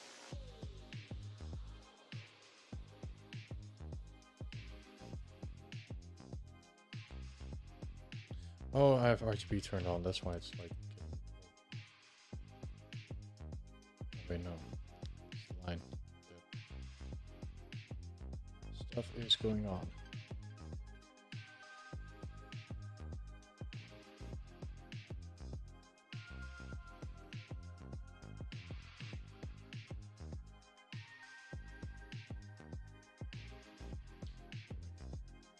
Hey, Labcode.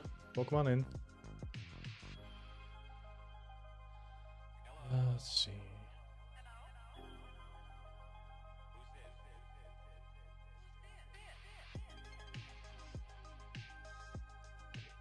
Let's see.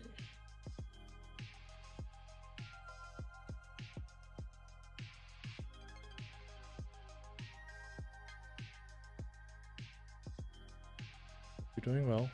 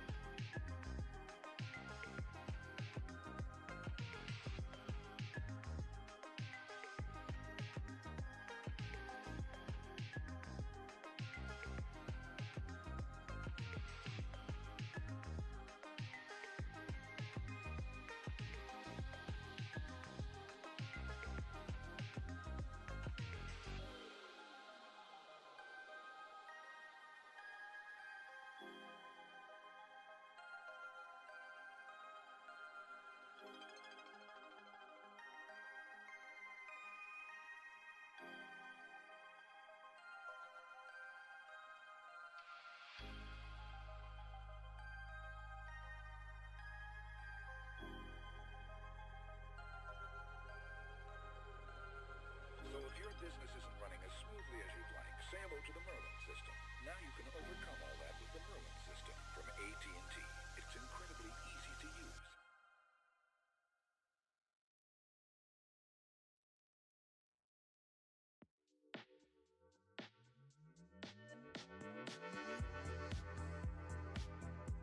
Again, far too thick.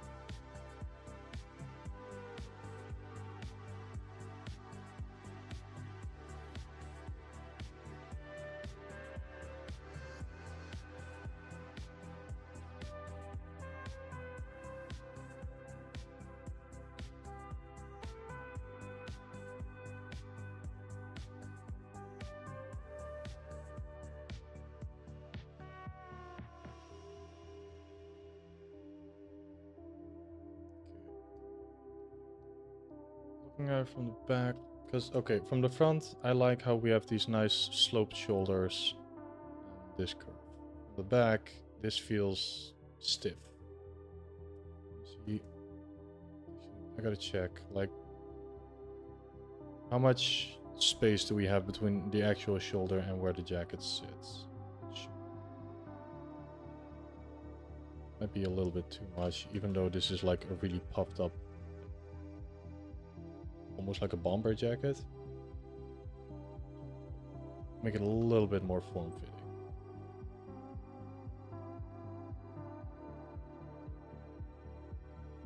Just a smidge. That we can...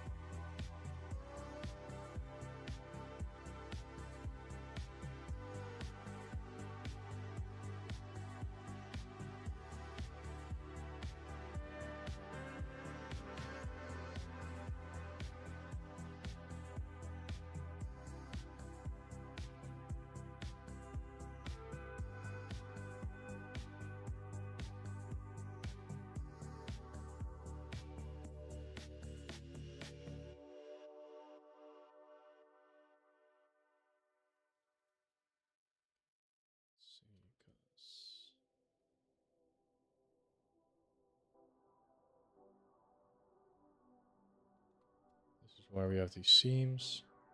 I'll make them a little bit more prominent. Because there's a again, there's a reason why I have all of these polygroups set up. That's where pieces of fabric are stitched together. Oh. Hi Galen. Oh, come on in. What's this stream? It's a cool jacket making stream.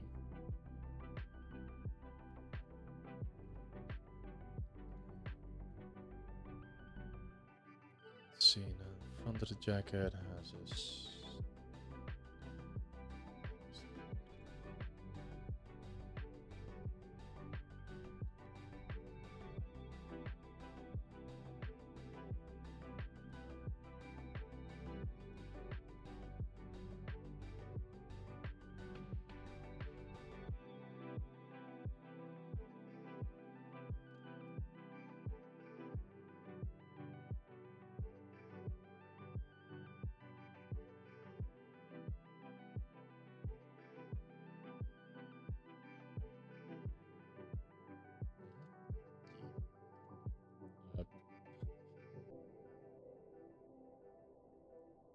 How do I say this? Tailored jackets are like legitimately really nice. Those are really nice to wear.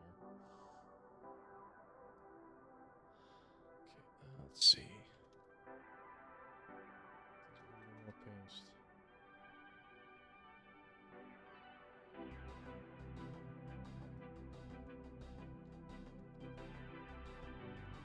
Give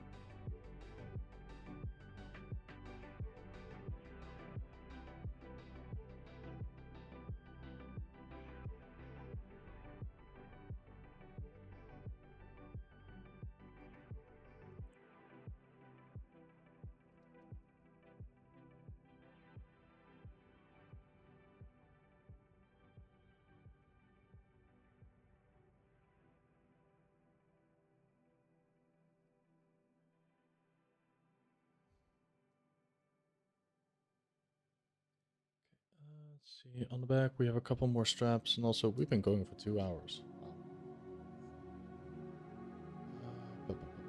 Wow. What do these look like?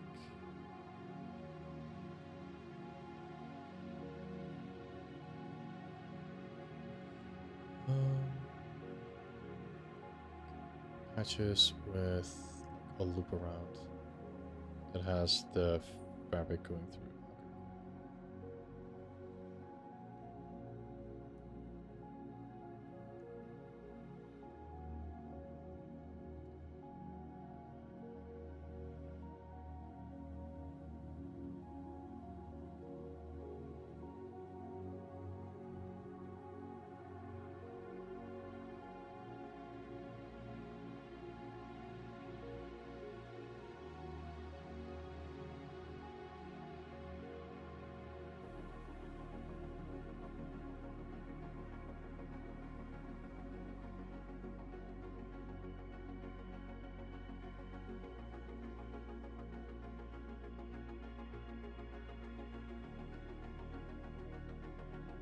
Go.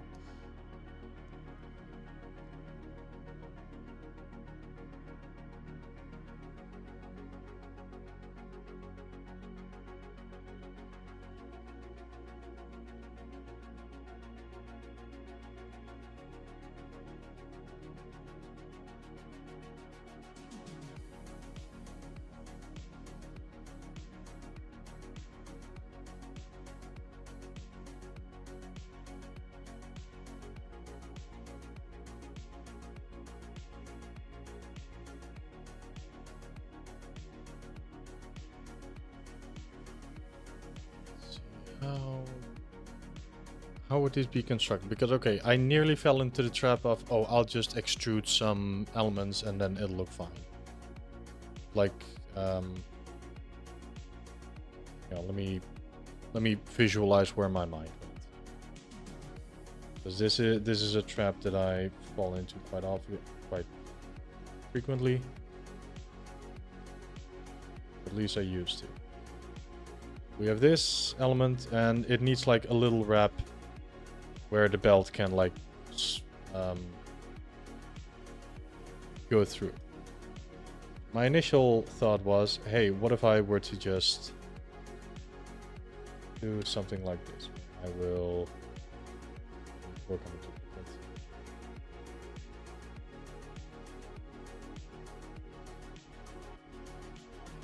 Where I will just insert edge loop.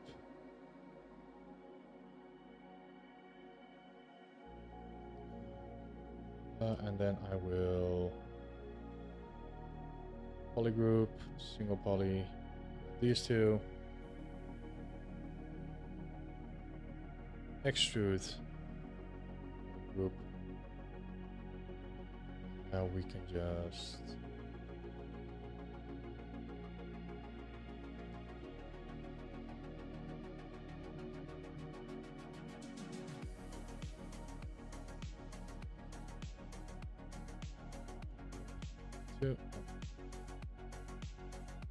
two autosave 1 2. We say inset polygroups all. Now I will use Q mesh.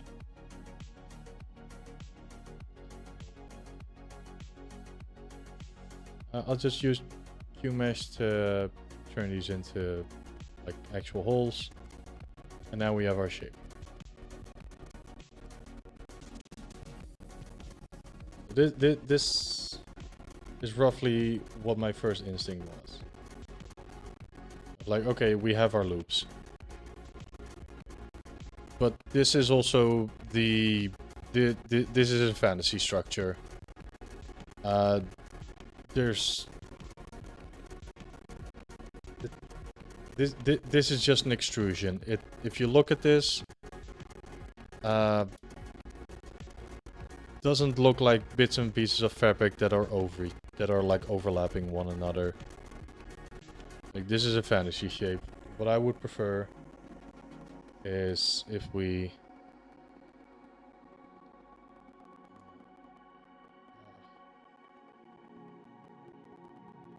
what I prefer a lot more these days is, okay, how is this constructed? That is the question that now comes around a lot more.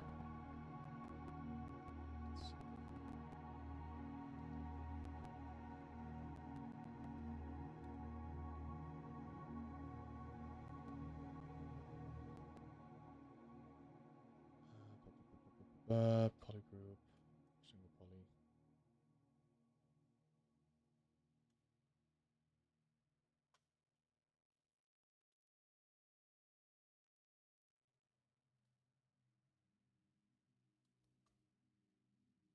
Yep, there it is. Qmesh. Group all. Okay. As opposed to this. Let me.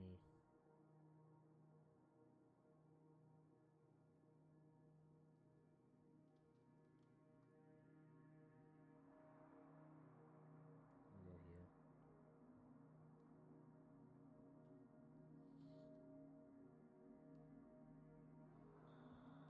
I'll just move this one over to the side a little bit.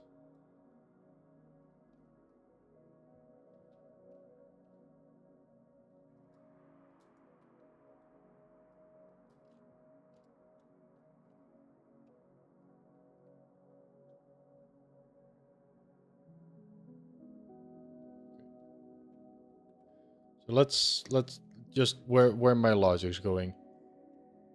This one, the one that we made first, is just an extrusion. But there is like there's a hole in it that allows fabric to pass through. However, with this one, it is a small detail, but this looks a lot more like, okay, so we have like fabric strap 1, and then we have another fabric that's wrapped around it. Of like, these are two pieces of cloth that are stitched on top of each other. Which, looking at it, gives it a better look. That makes sense. Rather than just, oh, it's a solid chunk. How is it constructed? We don't know. That's why I these days prefer it to be a lot more like this method. Just, okay, how is this constructed? How many parts are there on top of each other? And how is this made?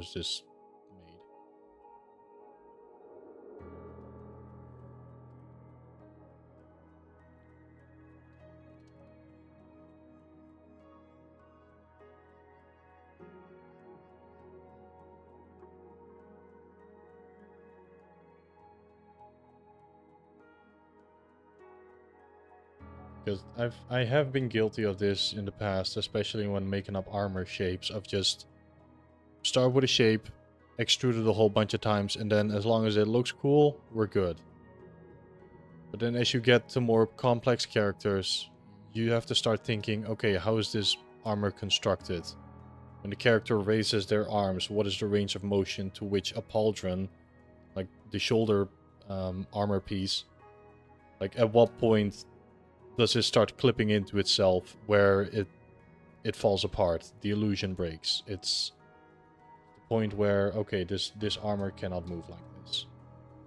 A lot of fantasy armor is very guilty of that, and it's a pet peeve of mine these days, so I try to avoid it as best I can. Let's see. Thank you for coming to my TED Talk.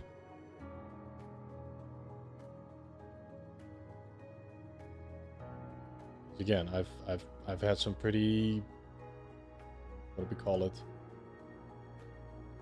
Like feedback rounds from industry professionals, and then they hit you with questions like that of, okay, this shape, why did you construct it like that? Then not having a good answer wasn't fun. And then they will point it out to you. It's like, hey, if you want to get to like apex levels of character art, then these are the type of questions that you should be able to, like, when someone shoots you a question like that, you must be able to answer it.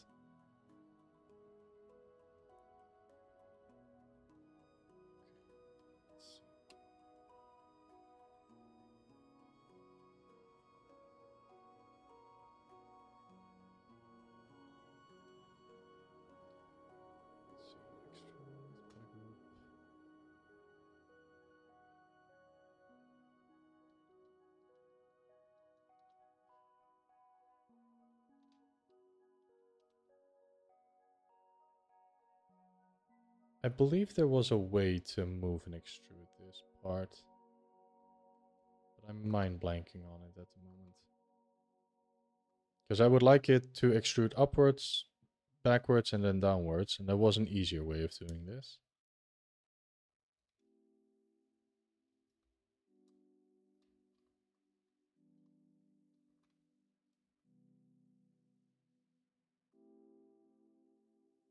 Don't think it's in here. Extender? Nope. No, because these are...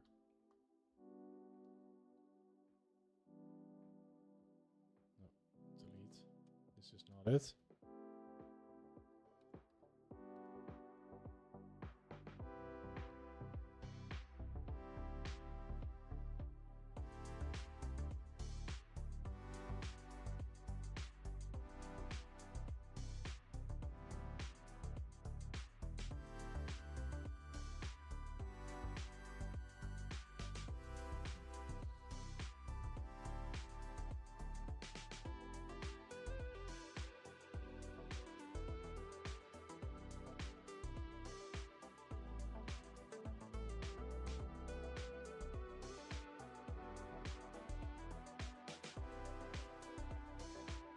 We'll do it manually a couple of times.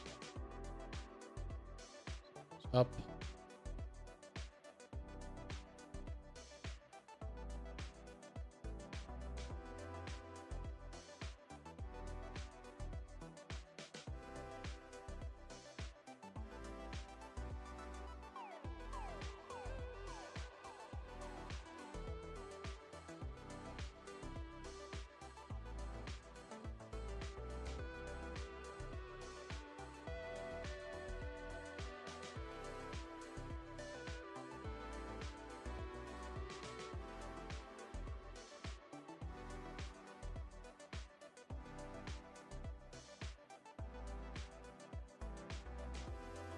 On here.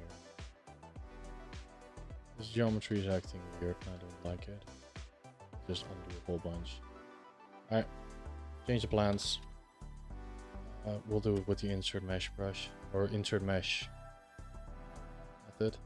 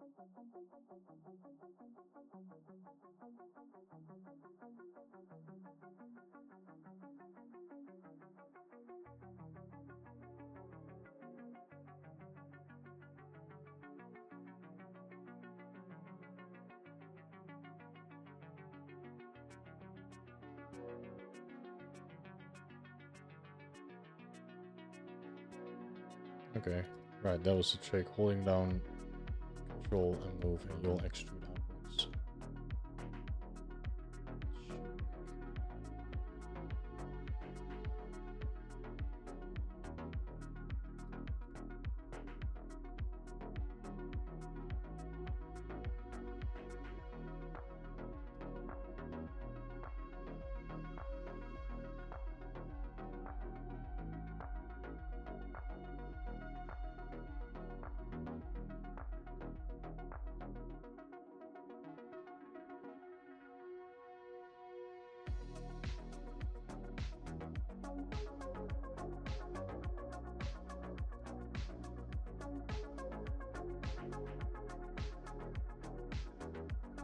Let's see.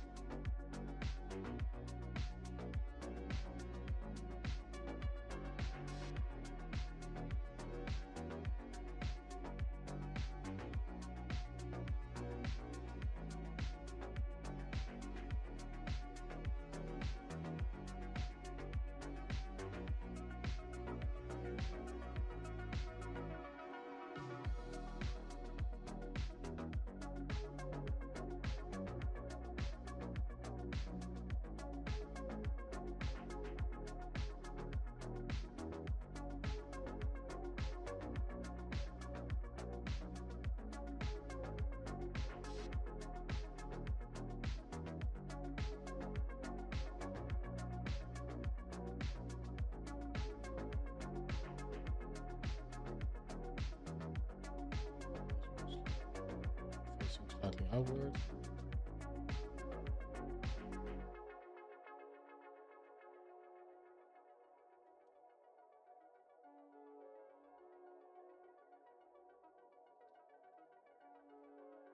And this also needs to rotate slightly.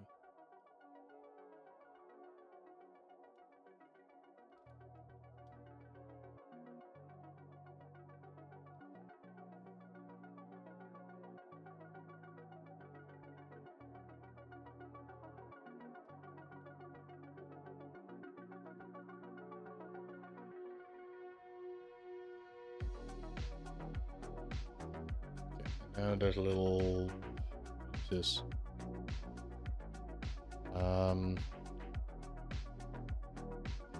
What do you call those things?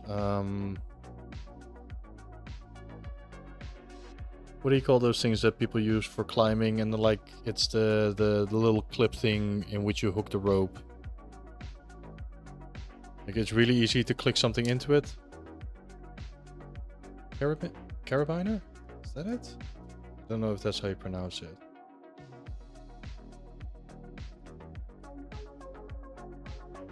Let me do a quick look. Yes. One of those things. So rather than this more oval shape, it's a more triangular shape. Okay.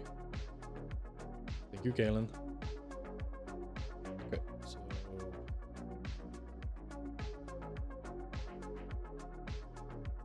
carabiner? Is how you pronounce it? Okay. Back to our quickly favorite shape, cube.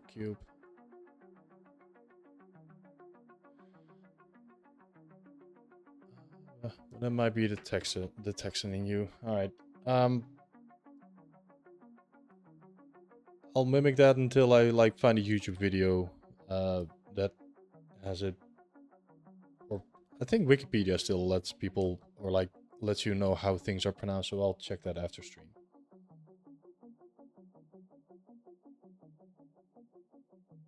Let's see, train of thought, lost, cool. Split.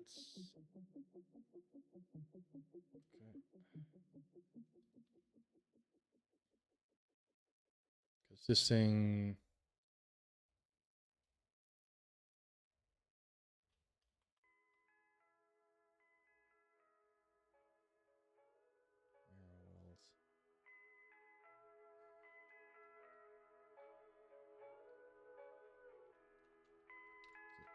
Bottom is more narrow.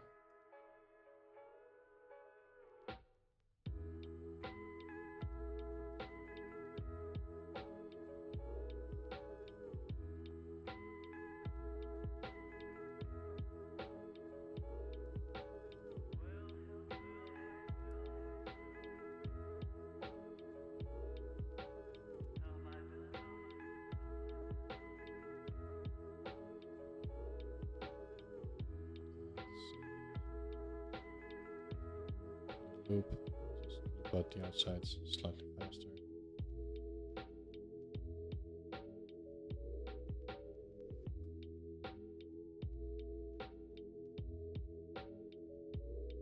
Not a big fan of that. That's causing a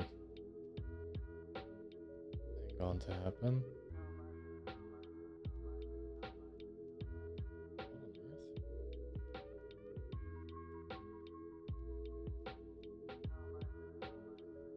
Don't get distracted by this. Q mesh. Oh, that's a broken mesh, alright.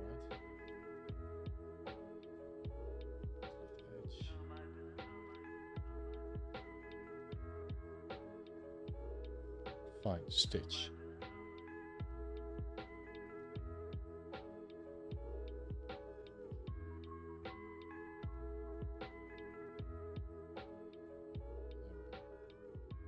Not quite sure why it's creating that geometry, because it sure shouldn't. Q mesh. There we go.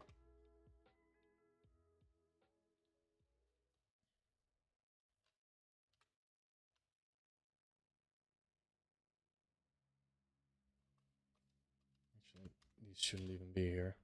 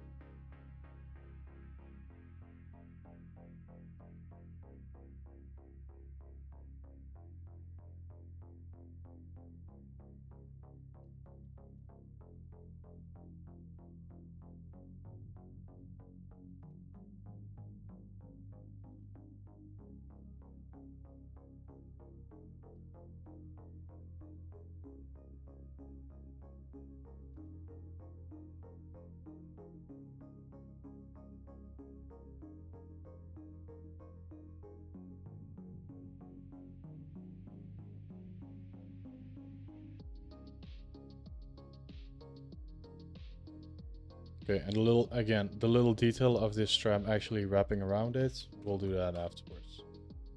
Now I just need these shapes to look good. Thicker, so...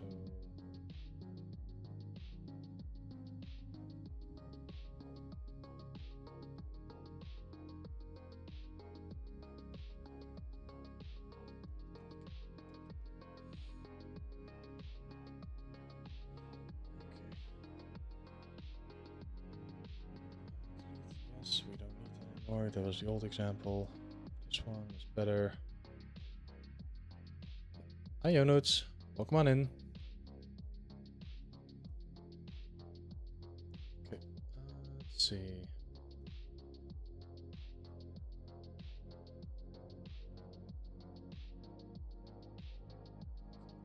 More things that I can steal. Yes, because these are on the back.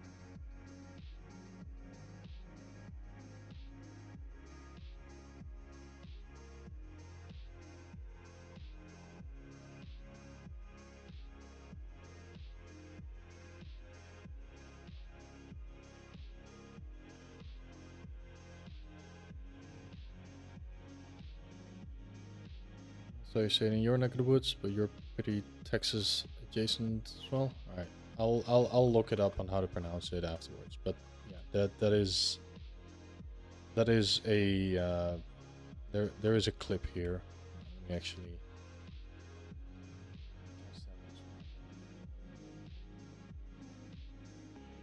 Like a little quick either snap on or snap off mechanism.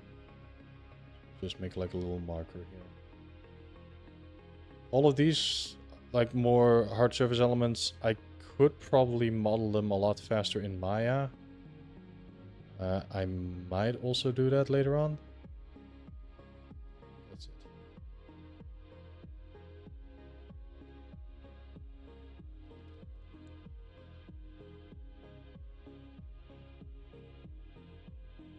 it. We'll see in which package we'll be making all of these little tech items, because this the front of this jacket also has like those like where you just clip it into each other. Should save the clips and belts and build your own little greeble library. Yep, that is something that I'm also looking into. Even though, let's see, where was it? Previous inserts. Like we already have like quite a few.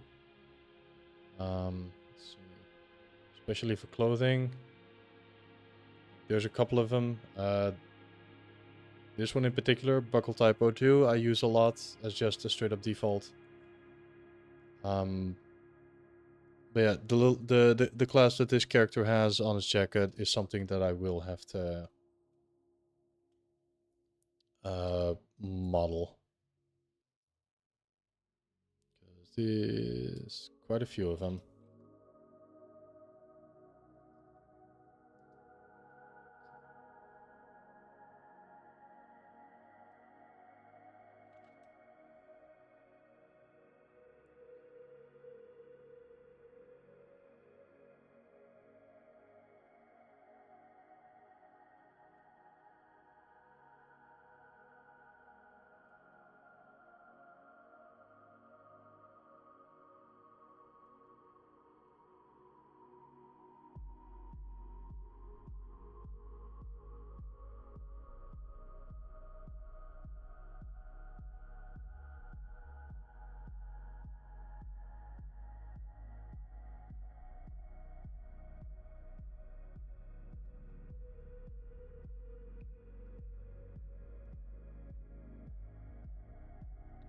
Using Z-gear params and deform his lifestyle? Wait, Z-gears?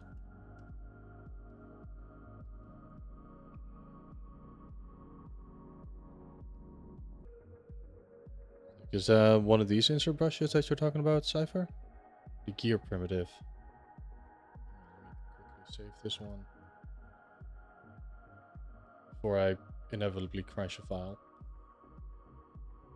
Save.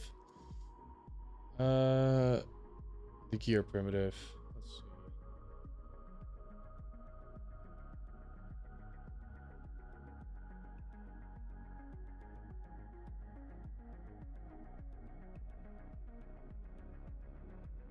This thing.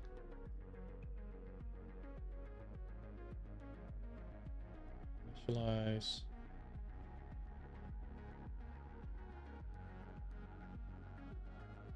I've actually never looked at this thing.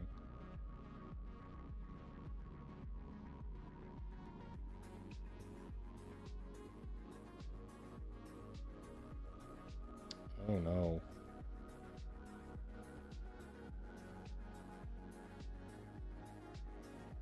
Oh, this is dangerous information. Yeah, okay, this is dangerous information. I'll play with this off stream. You have given me a new toy. This is very dangerous.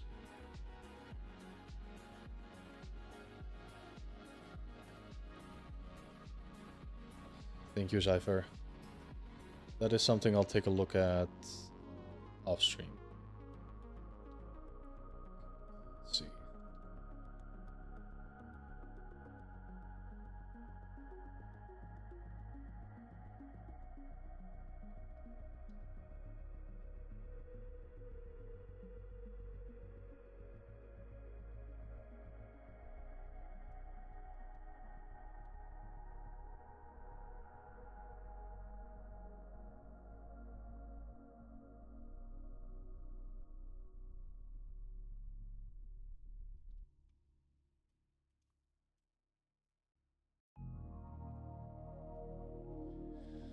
Let's see.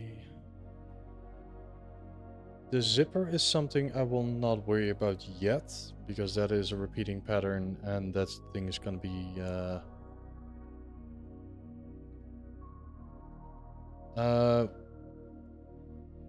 wait, from my guy, the species, is it multiple hybrid?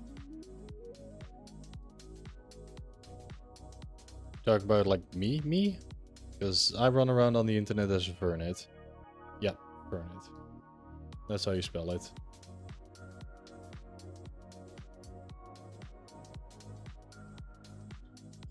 Let's see, where were we? Train of thought, obliterated. Let's make some of these. Because okay, this is where 2D and 3D are colliding, like hard. Because I'm looking at the distance between these pouches, this white clip, and then like where those straps are supposed to be. And this is where it's gonna get a little bit iffy, because on the drawing, the distance between these this jacket's like over here.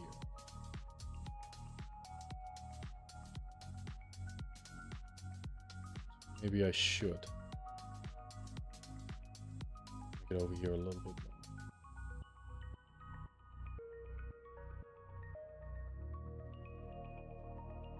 Oh, we're covering up everything. And again, in the, what should we call it? In the rigging stage afterwards, we can make everything open up again.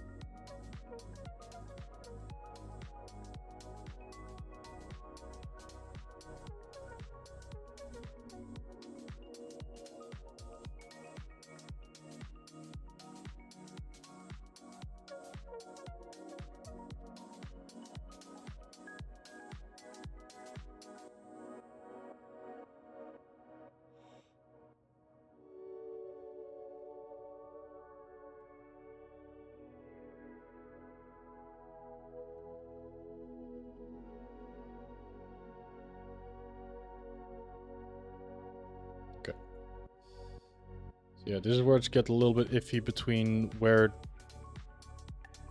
that sword scabbard is sitting versus how the jacket is hanging. Because if I were to billow it outwards, I'm gonna get like a weird neutral shape.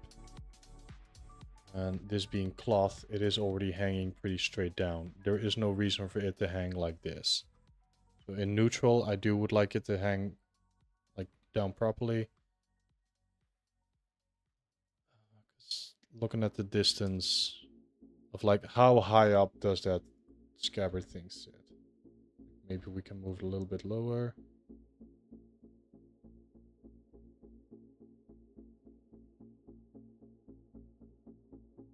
So it looks like it may sit back a little bit further.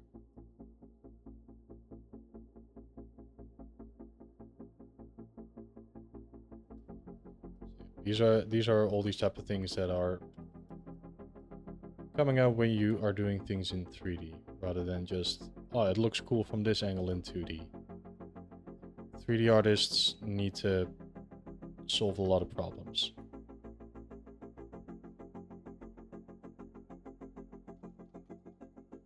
That is, in my opinion, where all the fun is. At least a lot of it. Okay, let's see. Straps at the front. Have 2. Cool.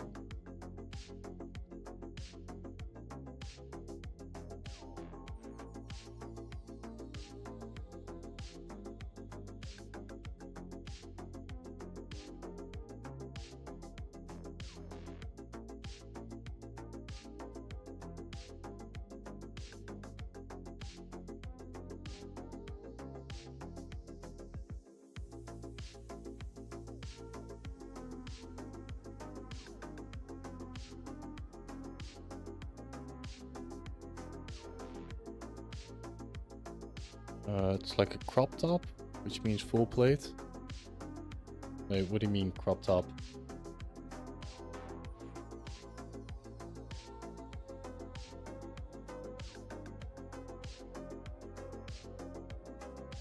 Congratulations, you've confused me. The jacket in the ref. I mean,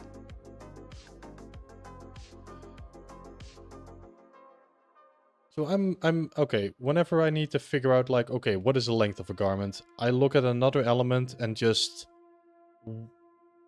what does it line up with? Because I look at this drawing and I can see that the back of it, even though it's billowing, it is hanging like right above the belt.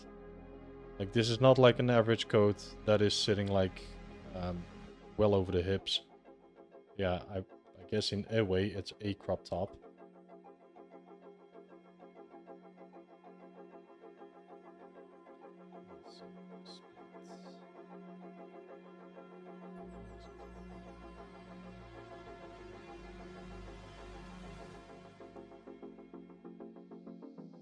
Yeah, this is definitely a rule of cool jacket.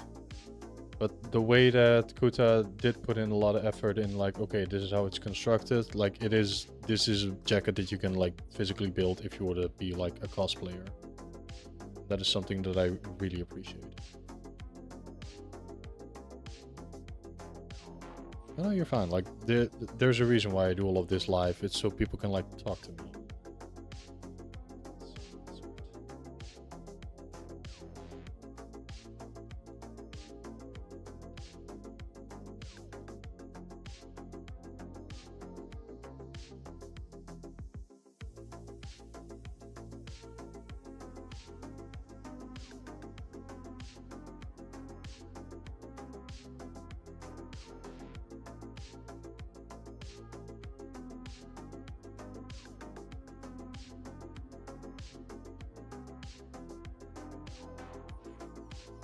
I like to dismantle clothes and hack them.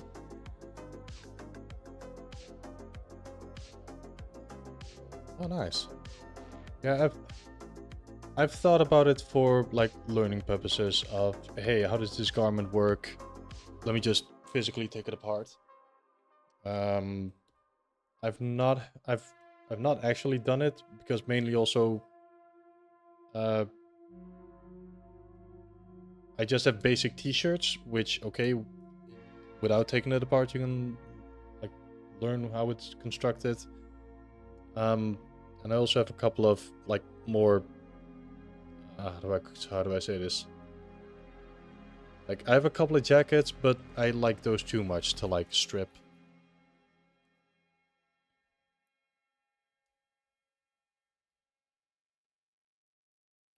Yeah, anytime I have old clothing, like I wear clothings until they have physical holes in them, and then like okay, they'll fall apart on their own.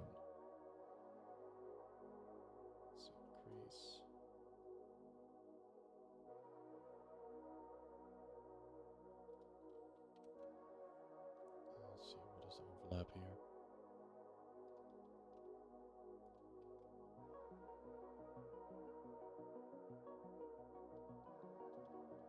Okay, so we have one here. Yeah, picking apart clothes is something that is also extremely valuable as a learning method.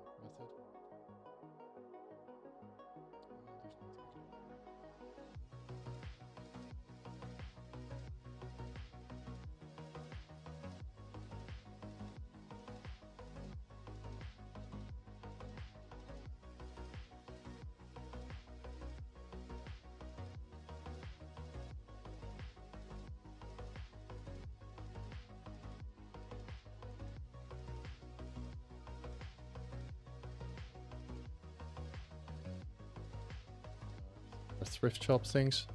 I surprisingly have never gotten clothes at a thrift store before.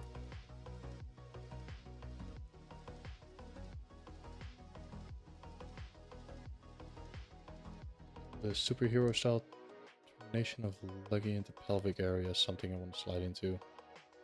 Oh, the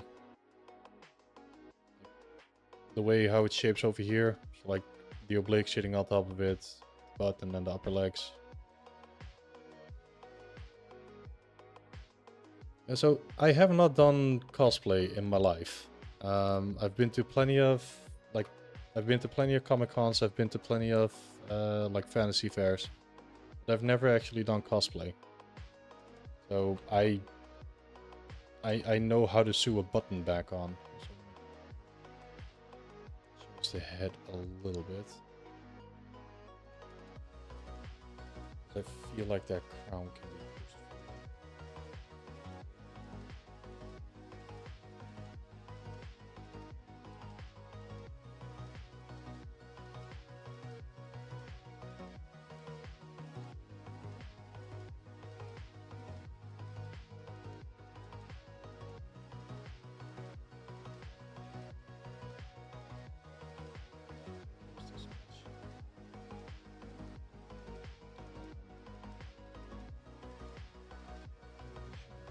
right one, so I don't need the mouse right now.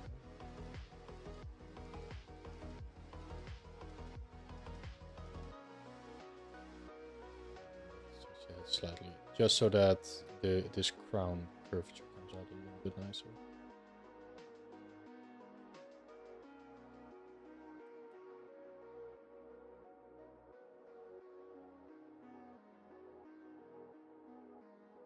Also need to connect further to the front.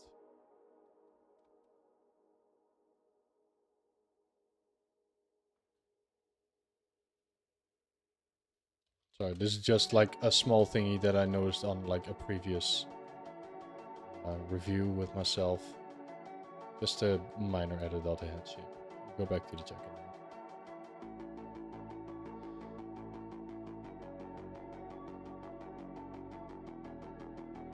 There's another feature you see forgotten in many workflows. They use ZBrush morph targets. Yes, morph targets. Okay, morph targets, to use them as backups, to like get it before and after without committing. I find that a little bit of a mental crutch. Because you are the artist. Like, making steadfast decisions should be part of your, like, what's the word I'm calling here? Like, your workflow. I'm specifically not using it because if I know that I have a morph target as a backup, I'll be a lot more like hesitant and like timid with it.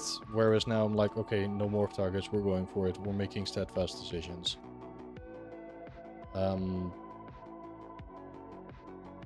I'd much rather slide through my timeline to check before and after. That is not to say I will not use morph targets ever.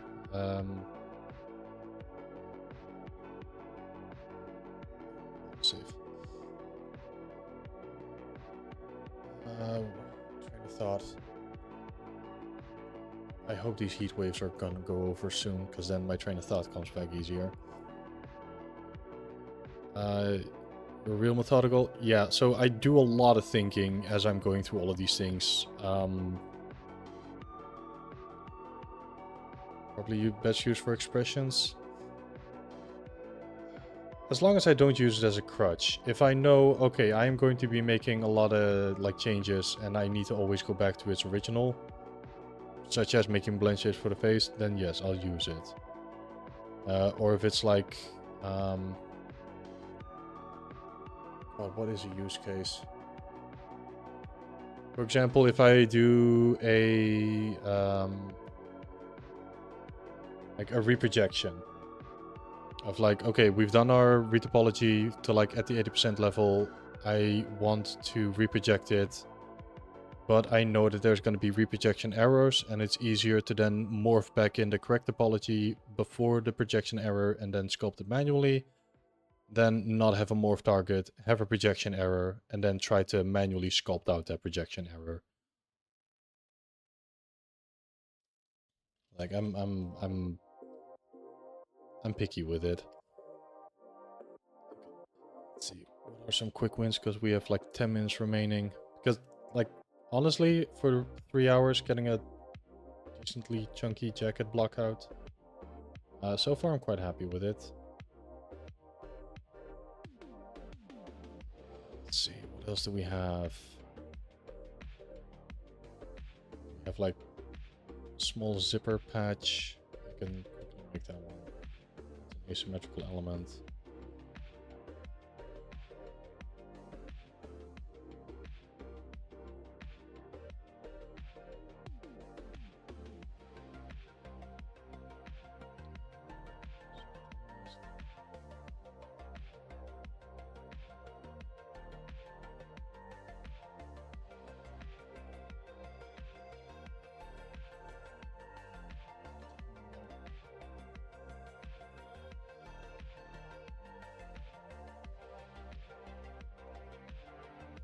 Literally just...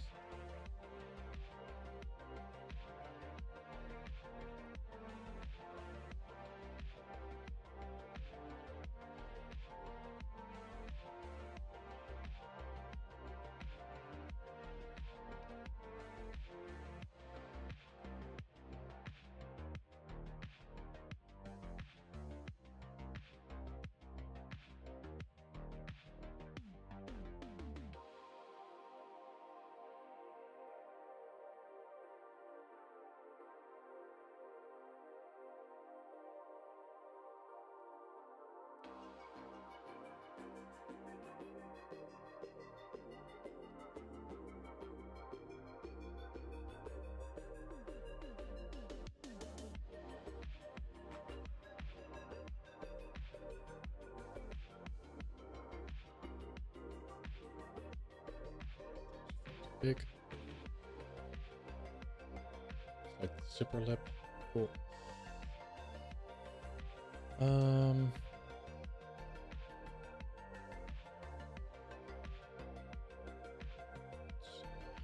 Could work on the thing in the back a little bit. It has a few. Okay, I'll just see if I can wing this. This is a hard surface element, and gosh, we love doing hard surface elements inside ZBrush. First up, no topology.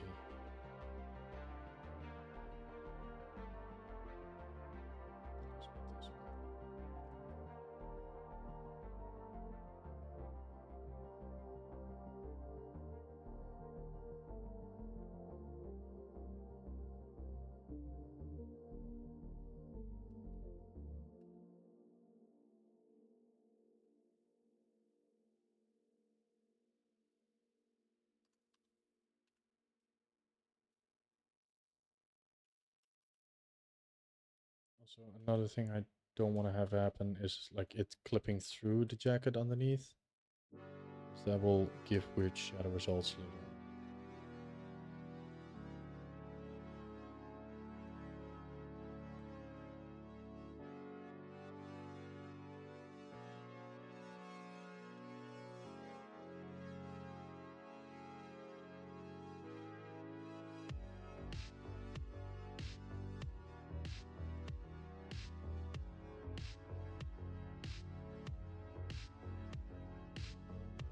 Gun holster source? No.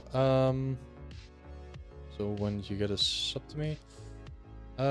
Last week we had Deke and What's Up being extremely generous with gifting out subs. So we probably got one of them to thank for it.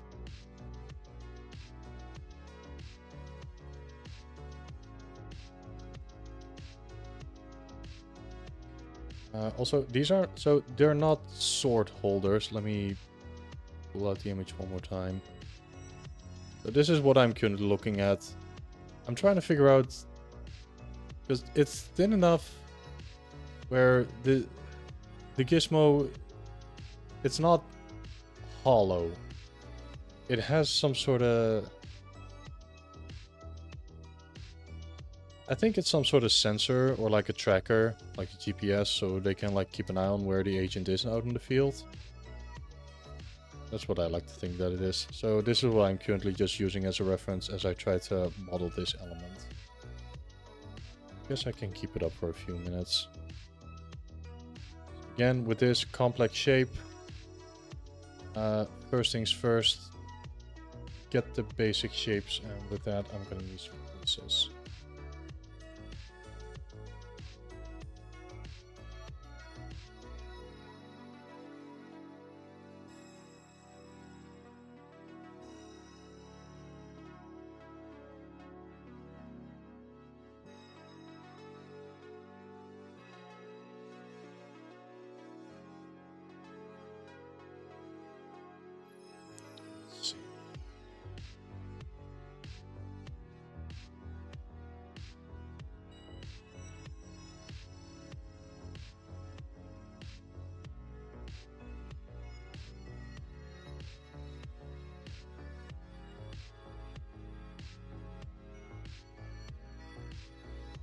Just got another gifted sub from another streamer. Nice.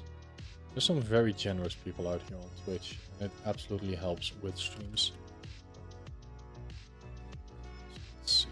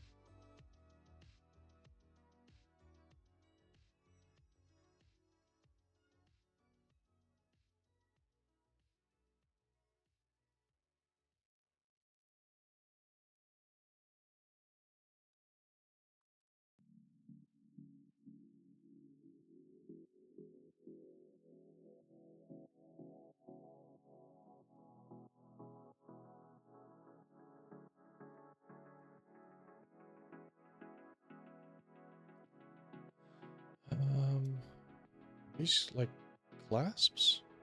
They look like clasps.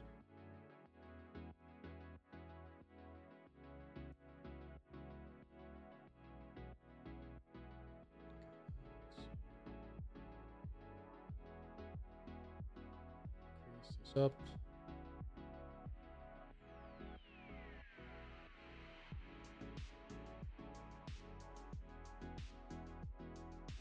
These are far thinner.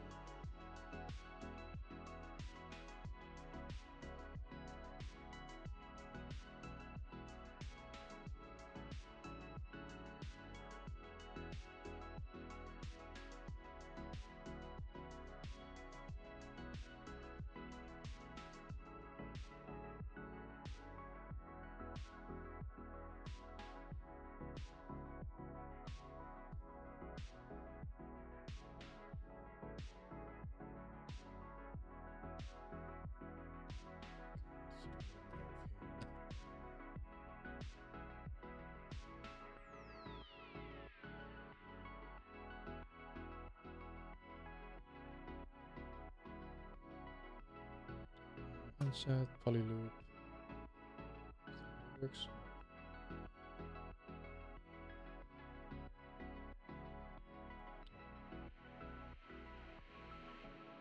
Okay, so non-inset, we extrude inwards. There we go.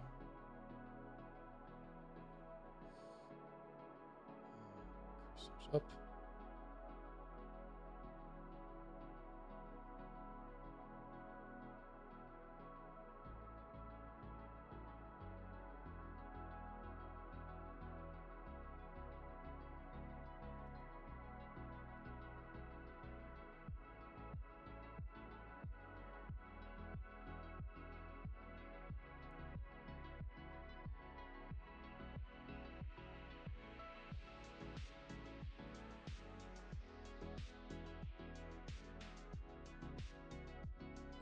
Just make sure that these polygons are a little bit more square.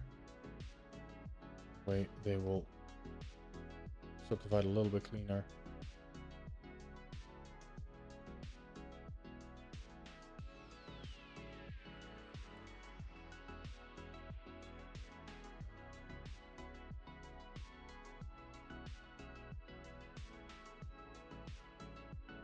The group, face.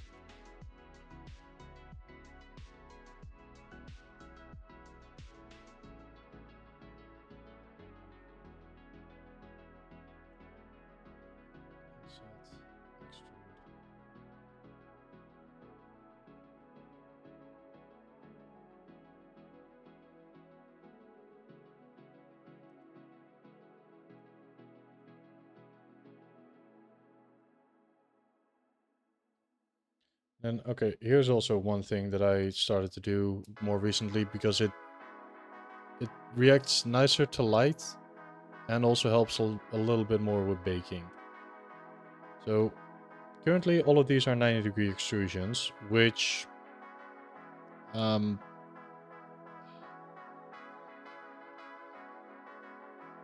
giving things slight slopes tend to help the normal map bake a little bit. And also helps catching light a little bit nicer. So I've been trying to implement that a little bit more in my workflows. Same with this, rather than this letting this be a perfect 90-degree. If I were to get the slide, nicely complete and just slide this one up.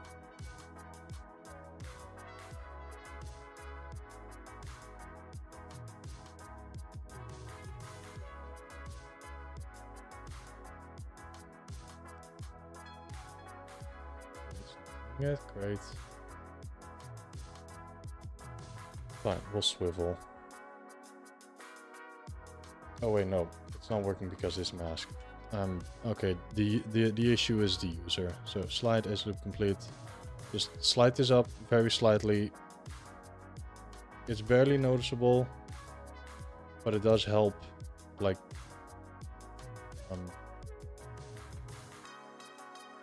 there are small details that add up.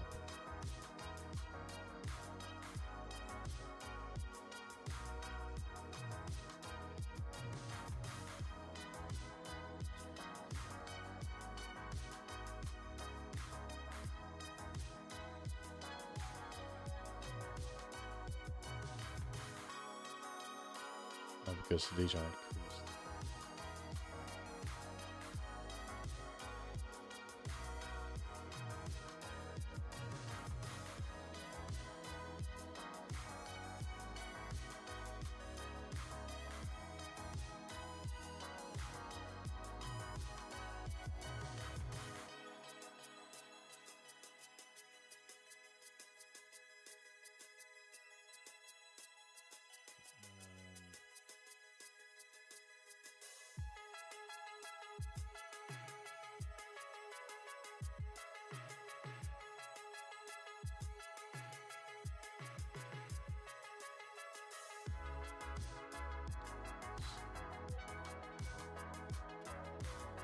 This is the last thing we'll do, and after that we'll wrap up.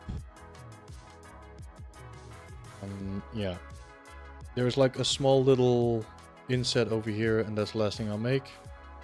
What you could do is split point, which will get you like a nice little new polygroup. However, when we do this, this is something that I don't like, because you can kind of see it.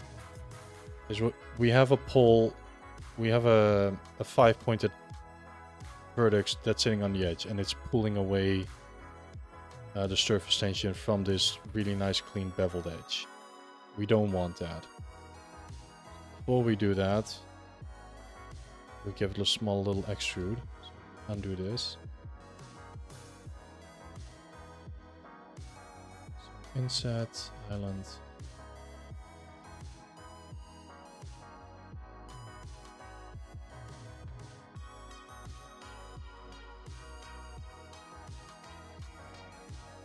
The group.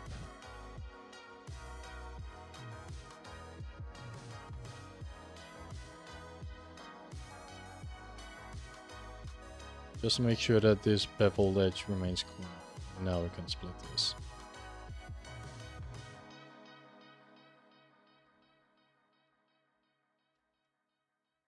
Let's see.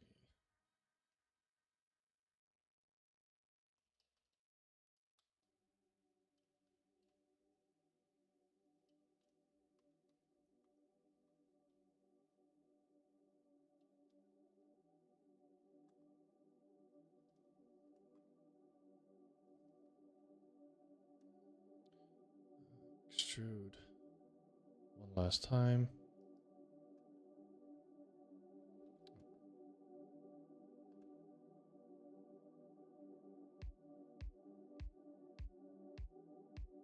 Again, slide.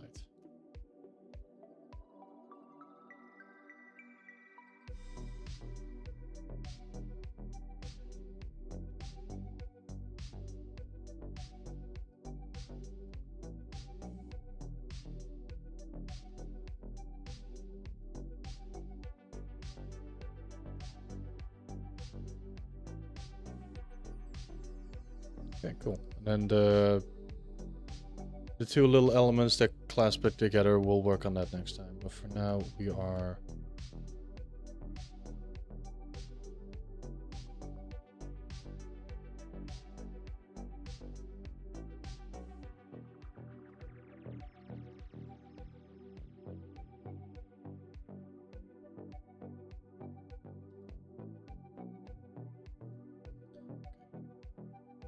let me grab these colors and then we'll wrap up.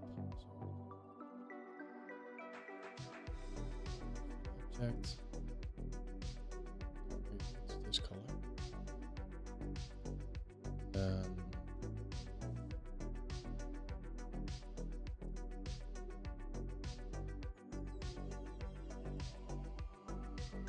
there we go. Cool. So that's been 3 hours. Blocking out the jacket. So far I'm pretty happy with it. Took a lot of construction. The color will get changed again, no doubt, undoubtedly. Mainly just because of how that thing is shaped. The more I look at it, the more I go like, okay, I want to tweak this thing, because technically it should be a lot more angular on the inside.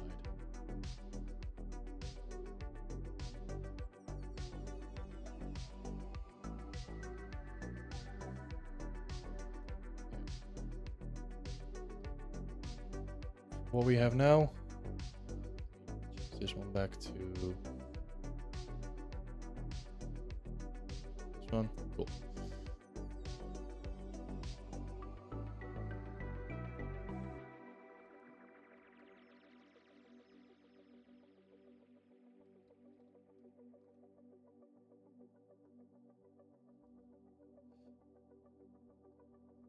I'd say this has been another good session. The characters coming together.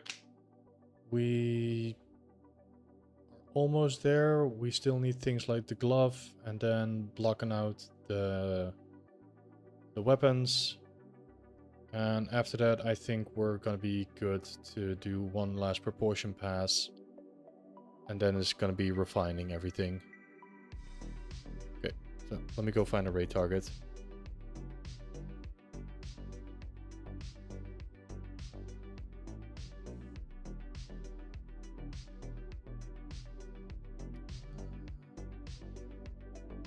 See, oh, I see Volpin. We're gonna say hi to Volpin.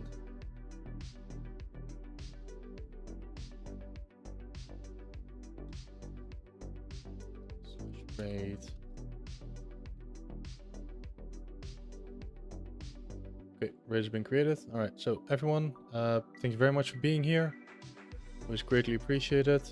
Thank you very much for the chat. Thank you very much for the questions. If you have my emotes, we're gonna go with the Cozy Vibes raid.